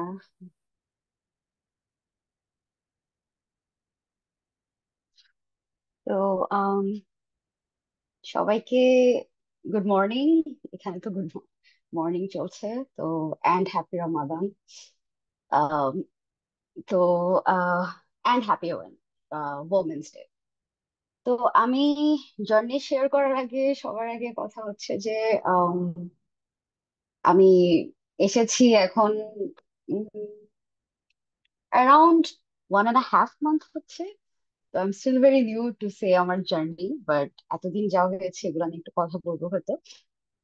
তো আম, আমার জার্নিটা আসলে এভাবে স্টার্ট হয় যে আহ, আমি যখন আন্ডারগ্র্যাড থেকে স্টার্ট করি। আমি যখন আন্ডারগ্র্যাডে ফার্স্ট সেকেন্ড ইয়ারে ছিলাম, যেটা আমাদের চুয়েটের অনেকেই সিচুয়েশন হয় জেনারেলি, যে কোনো কোর্স ভালো লাগছে, কোনো কোর্স ভালো লাগছে না। আহ এটা একটা ডিলেমা, ফ্রাস্ট্রেশনে এভরি স্টুডেন্ট আমরা পড়ে যাই। তো আই এম নো ডিফারেন্ট, আমারও ছিল, which I would say initially ended up me being involved with a lot of clubs. আর একটা পয়েন্টে ক্লাবগুলোর সাথে ইনভলভ হয়ে আমার ইনিশিয়ালি মনে হয়েছিল যে I would be a better fit for maybe going to Bangladesh industry and corporate. কারণ হচ্ছে ত্রিনা আপু যেটা বলছিল, সেলিং পয়েন্ট হচ্ছে স্পিকিং। সো আমার একটা পয়েন্টে ওটাই ছিল একমাত্র আমার সলিড স্কিল। রেস্ট তো জুনিয়র থাকতে তো আমরা আস্তে আস্তে লার্ন করি, সো টেকনিক্যাল স্কিলের উপরে কত বলবো। তো আসলে আস্তে আস্তে টেকনিক্যাল স্কিলের ব্যাপারটা যেটা, যে in my point of view, যে দেখা যায় আমরা প্রতিটা জিনিস আসলে খুব স্ট্রাকচারালি আমাদের ইউনিভার্সিটিতে যে শিখি তা না। তো যেটা হয় যে অ্যালং দ্য ওয়ে যে স্কিলটা লাগবে ওটা শিখে ফেলা, and having the confidence that এটা আমি I can crack it if I work on it, if I learn about it, এই মেন্টালিটিটা থাকা ইম্পর্টেন্ট হয়ে যায় আসলে। তো আমার যখন সেকেন্ড ইয়ারের পরে আমি যখন একটু ইনক্লাইন্ড হয়ে যায় more about getting into the industry, তখন আমার বলবো হালকা করে ফোকাসটা অন্যদিকে শিফট হয়ে যায়। But we are here in a IEEE event, right? And আমরা IEEE তে সবাই রিসার্চ এন্ড রিসার্চের উপরে আমাদের সাইন্টিফিক যে ব্যাকগ্রাউন্ডের জিনিসগুলোর উপরে ইন্সপায়ার হওয়ার জন্য মেনি মেনি মেনি সেশনস আমরা এগুলো অ্যারেঞ্জ করেই যাই। আর এই হায়ার স্টাডিজ এর উপরে তো হতে হতে অনেক দিন হয়ে গেছে। তো হচ্ছে this is not nothing new here. তো এটা আসলে প্রতিটা, আই থিঙ্ক প্রতিটা জুনিয়রকে, প্রতিটা মেম্বারকে অনেক ইন্সপায়ার করে to get into science, actually engineering. হ্যাঁ, যেটা হচ্ছে মাঝে মাঝে আমাদের চুয়েটে রেগুলার প্যারাগুলার কারণে আমরা ডিমোটিভেটেড হয়ে যাই। তো um, এইভাবে করে আস্তে আস্তে আমি থার্ড ইয়ারের পরে রিসার্চে মোর ইন্টারেস্টেড হই। হতে হতে আলটিমেটলি আমার থিসিসের টাইম আসে। আমি থিসিস একটা স্পেসিফিক ফোকাস চিন্তা করি, and I decide on actually doing a good work. এখন কতটুকু আমার তখনের জন্য আমি বেস্ট ট্রাই করে একটা আউটপুট এনেছিলাম। কিন্তু তো এভাবে করেই তখন আমি আমার থিসিস শেষ করার পরে, I would say not from a beginning, thesis শেষ করার পরে আমি আসলে ডিসিশন নিই যে আমি পিএইচডি করতে বাইরে যেতে চাই। তো আমার যদি একটু ফাস্ট ফরওয়ার্ড জার্নির দিকে আসি, তাহলে আমার থিসিসটা আমি আহ, শেষ করে আমি যখন গ্রাজুয়েট করলাম, আহ, তাসমিয়া একটু আগে ঠিক বলছিল আমরা অ্যারাউন্ড জুনের দিকে, জুন 2023-তে গ্রাজুয়েট করেছি। তো আম, করে হচ্ছে আমি বের হয়ে, যেহেতু আমার ফোকাস ছিল যে আমি বাইরে অ্যাপ্লাই করব, তো আমি বের হয়ে সবার আগে আমার পাবলিকেশনটা করে ফেলি। ইমিডিয়েটলি মনে হয় গ্রাজুয়েট করার কিছুদিন পরে একটা কনফারেন্সে সাবমিট করি। এখন এখানে একটা কথা হচ্ছে, আমি এমন না যে আমি all through out the under grad অনেকগুলা পাবলিকেশন করে এসেছি, বাট আমার থিসিসটার উপর আমি ভালোভাবে ফোকাস করে ওইটা বেস করে আমি পাবলিকেশন, অ্যান্ড আফটার দ্যাট তাড়াতাড়ি করে একটা আইএলটিএস দিয়ে দিই। আইএলটিএসটা দেওয়ার পরে আমি তারপরে হচ্ছে ইউনিভার্সিটি রিসার্চ শুরু করি, যে কি কি ইউনিভার্সিটিতে কি কি প্রোগ্রাম আছে, কি টাইপের প্রোগ্রাম আছে, কি টাইপের রিসার্চ হয়, এগুলো নিয়ে। তো করতে গিয়ে আসলে এই পয়েন্টটাতে যখন যাই, it gets all very overwhelming to be honest. তো প্রতিটা ইউনিভার্সিটির এত রিসার্চ, ওয়েবসাইট গুলা ইটস সো হিউজ, একবার দেখা শুরু করলে মনে হবে কি একটা একদম এন্ড হচ্ছে না এগুলো দেখা শুরু করে। তো এভাবে করে শুরু করতে করতে আমি যেটা দেখেছিলাম, তো আমাদের কি হয় যে আমাদের অনেকেরই অনেক জায়গায় ল্যাক অফ নলেজেস থাকে। তো তো আমি যখন অনেক ইউনিভার্সিটিতে দেখেছিলাম যে তারা সেটা পয়েন্ট আউট করছিল যে হচ্ছে GRE not required but encouraged. কিছু জায়গায় একদমই রিকোয়ার্ড থাকে না, আবার কিছু জায়গায় মাস্ট থাকে। তিনটা কেসেস হয়। তো আমি যখন ইউনিভার্সিটি রিসার্চ ফার্স্টে শুরু করি, আমার প্রথম দিকে লাগে অনেক ইউনিভার্সিটিতে দেখা যায় নট ম্যান্ডেটরি, ইটস অপশনাল। তো আমার আসলে সেন্সে প্রথমে এটা মনে হয় যে maybe I can get through it without GRE. But eventually আমি যা দেখছিলাম তখন আমাদের যারা অ্যাপ্লাই করছে বা এই প্রসেসে আছে, যে সবাই জিআরই দিচ্ছে। তো আমি নিজেও আসলে আমার যেটা ল্যাকিং ছিল তখন, বা আমার যেটা সমস্যা ছিল, যে আমি তখন জিআরই দিব নাকি দিব না এটা নিয়ে ডিলেমা করতে করতে আই গট, আমি একটু বেশি লেট করে ফেলেছিলাম, অ্যান্ড আমি আলটিমেটলি জিআরই দিই হচ্ছে ডিসেম্বরে। ডিসেম্বরে তোমরা যদি এখন হায়ার স্টাডিজ করার বা ইউএসএ তে যাওয়ার চিন্তা করে থাকো বা একটু হলেও আইডিয়া নিয়ে থাকো, তাহলে তোমরা হয়তো জানো যে যেটা অগাস্টের সেমিস্টার শুরু হয়, যেটাকে বলে ফল সেমিস্টার, ওইটার অ্যাপ্লিকেশন গুলো শুরু হয় ডিসেম্বর থেকে। ডিসেম্বর আর জানুয়ারিতে মেইনলি থাকে, কিছু ফেব্রুয়ারিতে থাকে, খুবই রেয়ারলি মার্চে থাকে। তো আম, আমার পুরো ডিসেম্বরের সব ডেডলাইন্স গুলো আসলে আমি মিস করেছি। তো হায়ার স্টাডিজ এর জার্নিটা সবার ডিফারেন্ট হয়, এক একজনের এক এক রকম হয়। এন্ড তোমাদের তাসমি আপু অনেক কিছু কভার করেছে অলরেডি। আমার কেসে আমারটা একটু বাম্পি ছিল রোডটা, আমি বলবো। তো আমার প্রথমে যেহেতু আমি অনেকগুলো ডেডলাইন মিস করি, এই কারণে আমার একটু ডিলে হয়ে যায়। তো আমি কিছু ইউনিভার্সিটি যেগুলোতে তখনও ডেডলাইন্স ছিল অ্যাপ্লাই করি ফাস্ট করে। কিছু ইমেইলিং আমি একদম ফার্স্ট থেকে করছিলাম, কিন্তু ইমেলস এর ক্ষেত্রে যেটা হয় তোমাদের, আই ডোন্ট নো কতটুকু জানো, বাট ইমেলে হচ্ছে 100টা ইমেল করলে তোমরা 2-4টা রিপ্লাই পাবা, এটাই খুবই নর্মাল। তো and this is not something, even if a professor encourages you to apply, it's nothing certain. তো এই জন্য হচ্ছে আমি তারপরে যখন কিছু ইউনিভার্সিটিতে তাড়াতাড়ি ডেডলাইন থাকতে থাকতে অ্যাপ্লাই করে ফেলি, এন্ড কিছু প্রফেসর আমাকে রেসপন্ডও করে, কিছু ইন্টারভিউসও দেই, and interviews went really good. Back to back interviews হয় কয়টা, বাট রিয়েলি গুড বলতে তখন আমার লেগেছে যে ইটস রিয়েলি গুড, বাট হচ্ছে ultimately it doesn't work out. এখন ওয়ার্কআউট কেন করে নাই? প্রফেসরদের হয়তো ফান্ড আলটিমেটলি, যেটা হয় জেনারেলি ফান্ডিং 3 রকমের হয়, তোমরাও জানো। তো যখন একটা ডেডলাইনের পরে ক্রস করে, স্পেশালি ফল সেমিস্টারের জন্য যদি বলি ডিসেম্বর ক্রস করে, তখন আসলে সেন্ট্রাল ফান্ডিং গুলার কেসেস গুলা শাট ডাউন হয়ে যায়, কারণ সেন্ট্রাল ডিসিশনস গুলো একটু আর্লি হয়ে যায়। তো the only way to get in is through a professor's funding. তো প্রফেসর আসলে ইন্টারভিউ নিলে এখানে তোমার মাল্টিপল কেসেস হতে পারে why he or she might not take you as a student ultimately. তো এটার কারণ তোমার ফান্ডিং সিচুয়েশন হতে পারে, বা আরো মাল্টিপল সিচুয়েশন হতে পারে। তো যেটার মধ্যে আরেকটা হতে পারে যে সাম আদার ক্যান্ডিডেট। তো এখন ক্যান্ডিডেট চুজের ক্ষেত্রে there will always be someone better than you, no matter what. তোমার যেটাই সিজি হোক, তোমার যেটাই এক্সপিরিয়েন্স থাকুক, there will always be someone better than you. তো এটা তো আসলে ডিসঅর্ডার্ড হয়েও লাভ হয় না। তো হচ্ছে এভাবে করে আমার আলটিমেটলি আমার ফান্ডিংস গুলা ফল থ্রু করে না, and আমি ফলে আলটিমেটলি যেতে পারি না। তারপর আমি এপ্রিল থেকে স্প্রিং এর প্রিপারেশন নেওয়া শুরু করি, অ্যান্ড ওয়েল তারপরে আমি learning my previous lessons, I would say that আমি মোর গুছানো ছিল। তো হচ্ছে এরপরে এভাবে করে অ্যাপ্লাই করলাম কিছু ইউনিভার্সিটি, সিলেক্টিভ ইউনিভার্সিটি, কারণ স্প্রিং এ হচ্ছে সব জায়গায় ইনটেক থাকে না।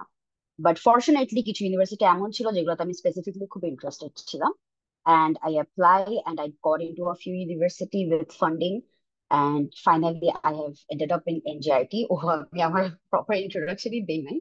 তো আমি 17 batch triple E, and I triple এর ভাইস চেয়ার ছিলাম ফর্মার।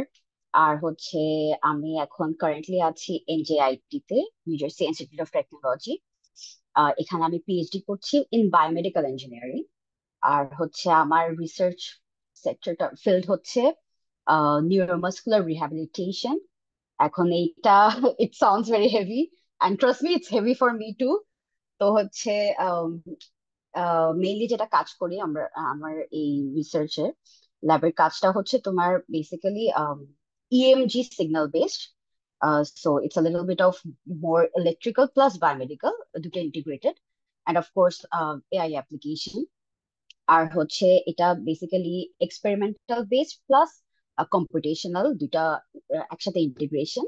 অ্যান্ড আসলে এখানে আমরা mainly what we tend to do is আমরা অ্যানালাইজ করার চেষ্টা করি মাসেল উইকনেস অর কোনো ইনজুরিস পোস্ট স্ট্রোক বা উইথ এইজিং। তো এই কেসে আমাদের মাসলসে অনেক সময় অনেক উইকনেস আসে, অনেক সময় কিছু মাসলস কাজ করে না, উই হ্যাভ প্যারালাইসিস। তো এগুলার অ্যানালাইসিস এর জন্য ইএমজি সিগন্যালকে ইউজ করে আমি আমার রিসার্চের মেইন ফোকাস এটাই। তো সো ইয়েস, অ্যান্ড যদি আমার আমার যেটা এক্সপিরিয়েন্স থেকে আমার যেটা কয়েকটা কমন পয়েন্টস, যেটা হচ্ছে ফার্স্টলি আইট্রিপলি থেকে হায়ার স্টাডিজ এর উপরে অনেক অনেক অনেক প্রোগ্রামস অ্যারেঞ্জ করা হয় এভরি ইয়ার। আমরা ফার্স্ট ইয়ার থেকে দেখতেছি, তোমরা এখন দেখতেছো, এটা এটা এভরি ইয়ার হতে থাকে। তো there is a structure to follow, তোমার কি কি লাগে, ওয়েদার ইট সিভি, এসওপি, তোমার আইএলটিএস আইএলটিএস কি করতে হয়, জিআরই, ইমেলস করা, রিসার্চ ফিল্ডস, এগুলো সবকিছু নিয়ে ভাস্ট অ্যামাউন্ট অফ কথা হয়। তো যেটা আমি বলবো এটা হচ্ছে more like a mental strength to you, যে ফার্স্টলি পিএইচডি অ্যাপ্লিকেশন শুরু করলে, যদি পিএইচডি অ্যাপ্লিকেশনই হয়, তাহলে the road is not easy. তো এটা করার জন্য আসলে ফার্স্টলি মেন্টালি সেট করে রাখতে হবে যে it's a full time job. এটা একটা জিনিস আমার হচ্ছে, আমি যখন ফার্স্ট এটার ডিসিশন নেই, তো আমাকে হচ্ছে আই ওয়াজ থিঙ্কিং যে আমি কোনো জবে ঢুকবো নাকি ঢুকবো না, তো অ্যাপ্লাই করবো নাকি। তো লং স্টোরি শর্ট, আমি হার্ডলি কোনো জবে অ্যাপ্লাই করেছিলাম, অ্যান্ড যে একটা জবে অ্যাপ্লাই করে হয়ে গিয়েছিল, বাট আমি আলটিমেটলি জয়েন করিনি। অ্যান্ড এটার একটা বড় থ্যাঙ্কস হচ্ছে আমাদের, তোমরা সবাই চিনো মেহেদি স্যার। তো উনি আমাকে তখন অ্যাডভাইস দিয়েছিল যে যদি ইমিডিয়েটলি বাইরে যাওয়ার থাকে, তাইলে put your focus on the applications and everything because it is a full-time job, and whether people realize it or not, এটা তুমি কাউকে বুঝাইতে পারবা না, but it is very it takes all your time. তো হচ্ছে জব করে simultaneously apply করতে হলে আসলে ফাস্ট ট্র্যাক হয় না, ইট টেক্স টাইম। সো এই জন্য হচ্ছে আমি আহ, কোনো জবে ঢুকিনি। আর এই তো তো জার্নিটা আসলে এত ইজি না, বাট যেটা মেনলি মাথায় রাখতে হয় যে এত কিছুর পরেও তোমার এখানে there is a lot of factors into the play. তোমার পার্টিকুলার প্রোফাইল যেটা আছে ওটাতে কোথাও না কোথাও হয়তো ল্যাকিং আছে, ল্যাকিং নাও থাকতে পারে। If you have a very high CGPA, good research experience, then great, এটা খুবই ভালো। কিন্তু তোমার কোথাও যদি ল্যাকিং থাকেও, ওয়েদার ইটস, অনেক সময় হাই সিজিপিএ থাকে কিন্তু রিসার্চ এক্সপিরিয়েন্স থাকে না, অনেক সময় রিসার্চ এক্সপিরিয়েন্স থাকে কিন্তু হাই সিজিপিএ থাকে না, অনেক সময় কোনোটাই থাকে না। বাট আইদার কেসে তোমার কি অ্যাপ্লাই না করা উচিত বা এটাতে ভয় পাওয়া উচিত? Not really. এটা হচ্ছে তুমি তোমার স্পেসিফিক ল্যাকিংস গুলাকে আম, কিভাবে কম্পেনসেট করবা, this is very individual journey I would say. And তোমার যদি অনেক ভালো রিসার্চ ব্যাকগ্রাউন্ড, সিজিপিএ সব থাকেও, তাও তুমি এটাকে কিভাবে প্রেজেন্ট করবা, that is also very individual thing. And তুমি যখন রিয়েলাইজ করবা যে দ্য ওয়ে তোমার কোয়ালিফিকেশনস গুলাকে, ইউএস এর স্পেসিফিকলি আরো, তোমার কোয়ালিফিকেশনস গুলাকে ইনফ্যাক্ট তোমার ছোট্ট কোয়ালিফিকেশন গুলাকে কিভাবে তুমি প্রেজেন্ট করতেছো, makes a lot of difference. So that being said, CGPA তো একটা সলিড সেক্টর, যেটাতে আসলে আমাদের যখন একবার গ্রাজুয়েট করে ফেলি ওটাতে তো হাত দেওয়া যায় না। ইটস নট লাইক আমরা কোনো কোর্সকে রিপিট দিয়ে আমরা বেটার সিজিপিএ করতে পারতেছি। তো whatever it is, if it's high, if it's medium, if it's low, just accept that, তারপরে তোমার অন্য জিনিসগুলোতে focus. And what I would say that, আমার এক্সপিরিয়েন্স থেকে যেমন জিআরইর কেসটাতে, জিআরইটা তোমার people always get scared because GRE আসলে এত ইজি না, যেটা এটার জন্য আসলে অনেকদিন প্রেপ নিতে হয়, বাট ছোট প্রেপও দেওয়া যায় ইন মাই এক্সপিরিয়েন্স। তো এটা আসলে তোমার মোর অ্যাবাউট যে তুমি অনেকগুলো ইউনিভার্সিটিতে এখানে যেটা জিআরইটা তুমি দিয়েছো, এটা more important than your score. আর যদি তোমার কোয়ান্টের স্কোর ভালো হয়, which as a engineering student তোমার খুব একটা কষ্ট হওয়ার কথা না, 1 or 2 week of preparation is enough, to be honest. তো তো এই জিনিসগুলা যখন তুমি জিআইটা যদি তুমি দিতে পারো, that is more important than your score itself. So score ভালো উঠবে না করে করে তোমরা যদি এখন কেউ সামনে জিআরই প্রেপে থাকো, তাহলে হয়তো এটা তোমাদের সবার মাঝখানে কাজ করছে যে কেমনে ভালো স্কোর তুলবে। তো একটা পয়েন্টে যখন ডু অর ডাই সিচুয়েশন হয়, তখন তোমার জিআরই দিয়ে দিতেই হবে। স্কোরের চেয়ে ম্যাটার হচ্ছে তুমি দিচ্ছ নাকি এটা। And in a lot of university, this works as a rather than um, validation of your seriousness, rather than that তোমার স্কোর কত। আর কোয়ান্টের স্কোরটা অনেক জায়গায় দেখে। তো এটাই হচ্ছে আমার কথা। তো yeah, that's it. um, এখন আমি কোয়েশ্চেন্স নিব আসলে। সরি যদি বেশি টাইম নিয়ে থাকি।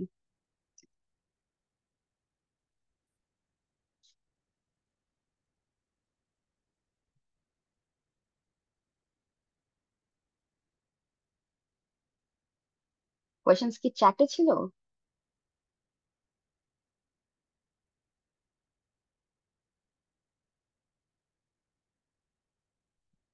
Okay.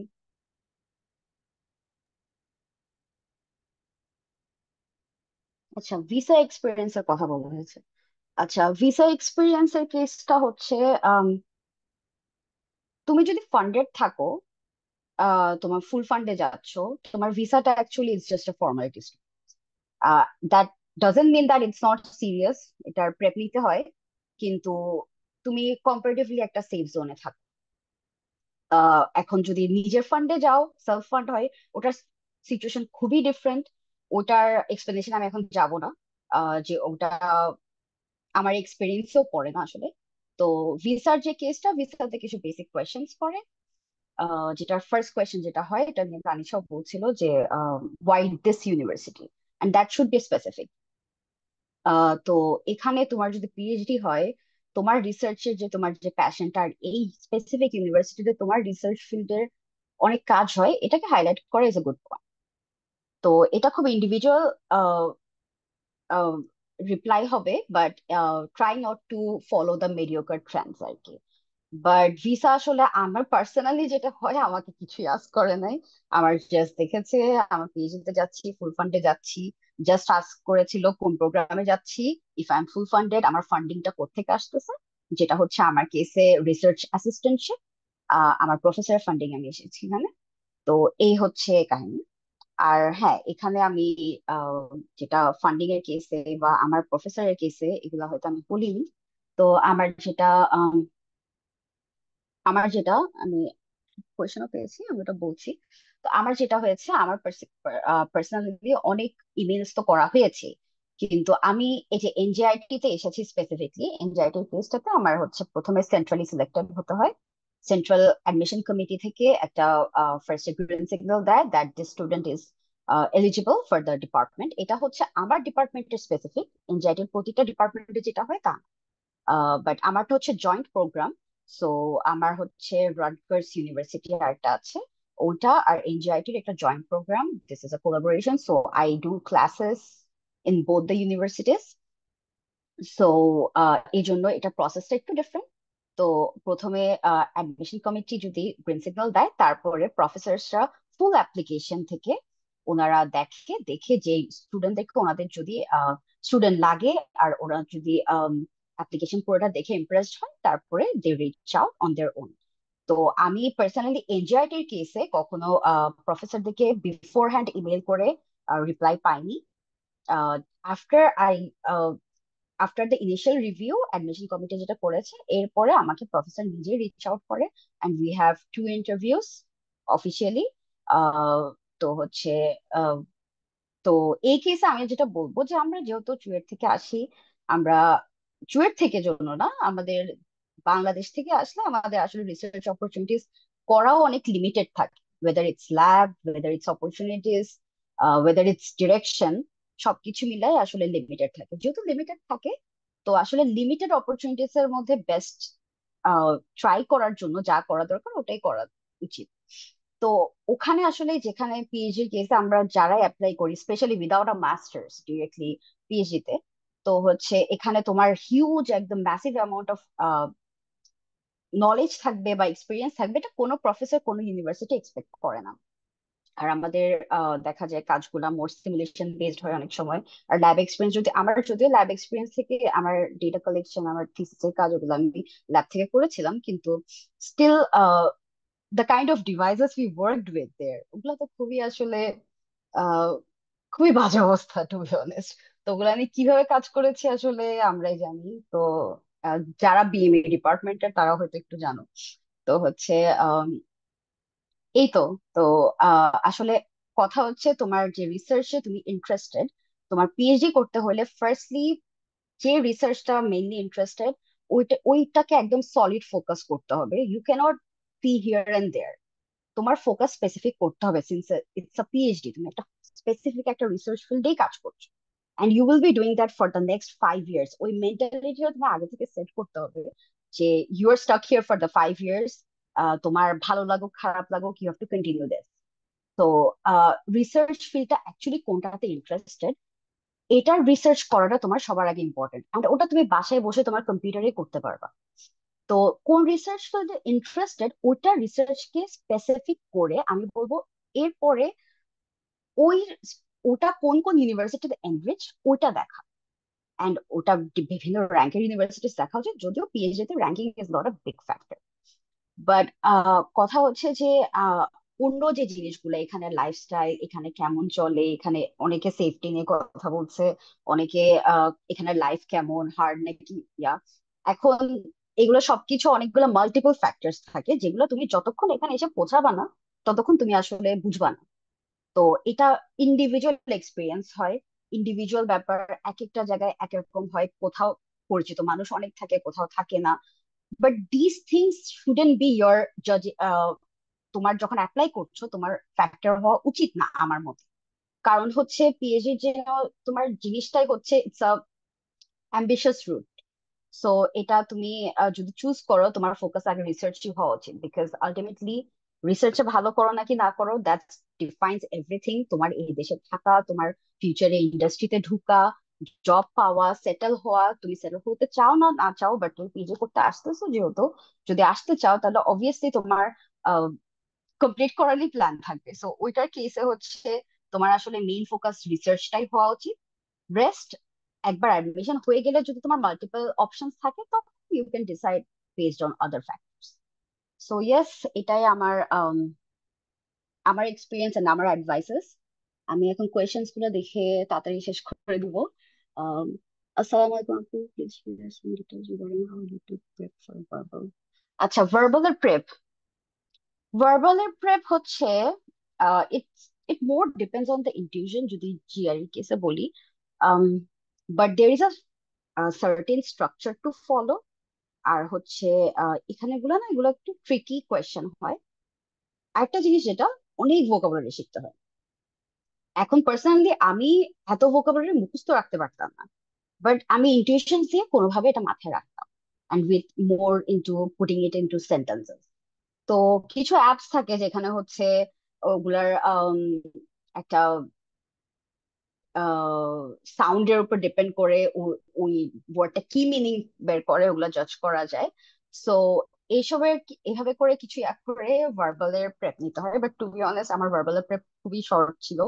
আমি আম, খুব একটা প্র্যাকটিস করতে পারি নাই। বাট ভার্বালে যেটা আমার একটা যেটা সব জায়গায় যেটা আমার একটা কমন অ্যাডভাইস, এটা হচ্ছে যে ভার্বাল প্রেপটা, যেটা ইটিএস ম্যাটেরিয়াল, এগুলোর বাইরে আজাইরা হাজারটা বুক পড়ে কোনো লাভ নাই, ইটিএস ম্যাটেরিয়ালের মধ্যেই পড়া উচিত। তারপরে হচ্ছে সেলফ রিসার্চ অ্যান্ড যে ভোকাবুলারিটা শিখতে হয়, অ্যারাউন্ড মিনিমাম 900 ভোকাবুলারিজ শিখতে হয়। তো ওই 900 ভোকাবুলারিজ তুমি যদি দেখা যায় 40% তুমি জানবা আগে থেকে, 60% জানবা না। তো ওই ভার্বাল শুধু ওই স্পেসিফিক ভোকাবুলারি গুলোর বাইরে সবার কাছে লিস্ট থাকে। আহ, তো হচ্ছে এগুলোর বাইরে এগুলোর সিনোনিমস গুলা জানা উচিত, because that happens sometimes. So yeah, how much time does it take to get permanent in the US?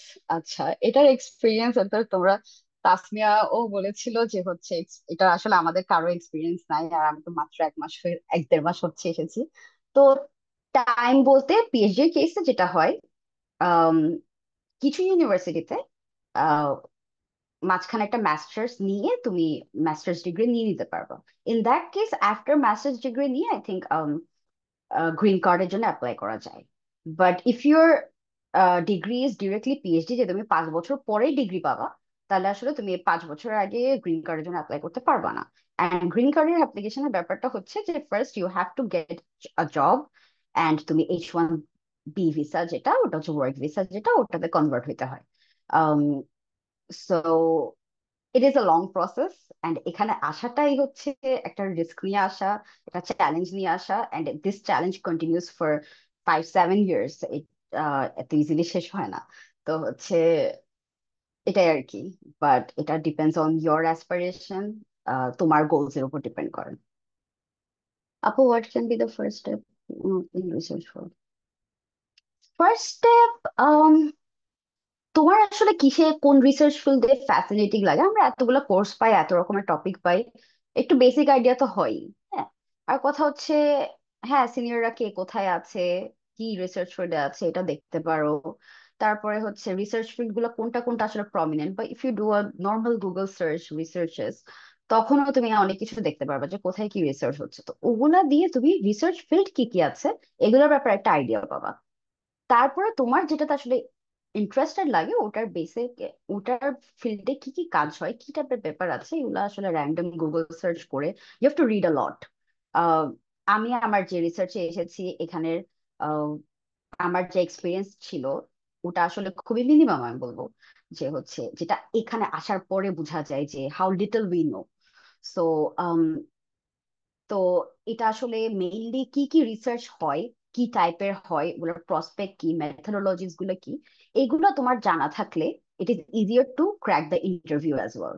যে তোমার যেগুলা পিএইচডির জন্য যে প্রফেসর ইন্টারভিউস নেয়, ওগুলো ক্র্যাক করে easier. So professor wants to see if you're more passionate about it, if you know the field you're coming into. This is very important too. And আমি বলবো শুধু একাডেমিক ব্যাকগ্রাউন্ড না, each interview also judges your mental maturity as well.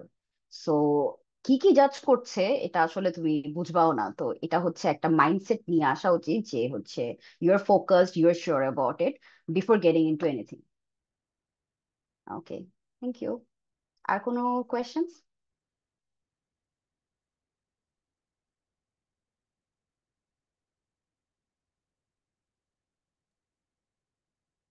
অনেক ধন্যবাদ আপু আমাদের সাথে ধন্যবাদ। এতক্ষণ থাকবার জন্যে। এবার অডিয়েন্সের কাছে আর কোনো প্রশ্ন থাকলে করবার জন্য অনুরোধ করছি।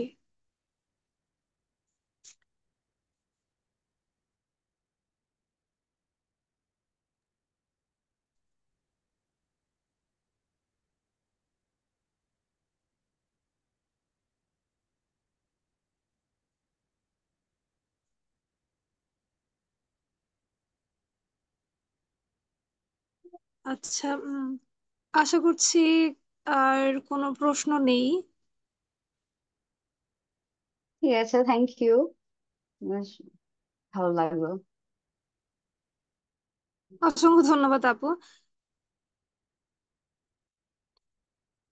সবাইকে অসংখ্য ধন্যবাদ। ত্রিনা আপু, জারিন আপু, ফাবলিহা আপু, তানিশা আপু, তাসমিয়া আপু, সবাইকে অসংখ্য ধন্যবাদ আমাদের সাথে এতক্ষণ যুক্ত থাকবার জন্যে। শেষ আমরা একেবারে শেষ পর্যায়ে চলে এসেছি।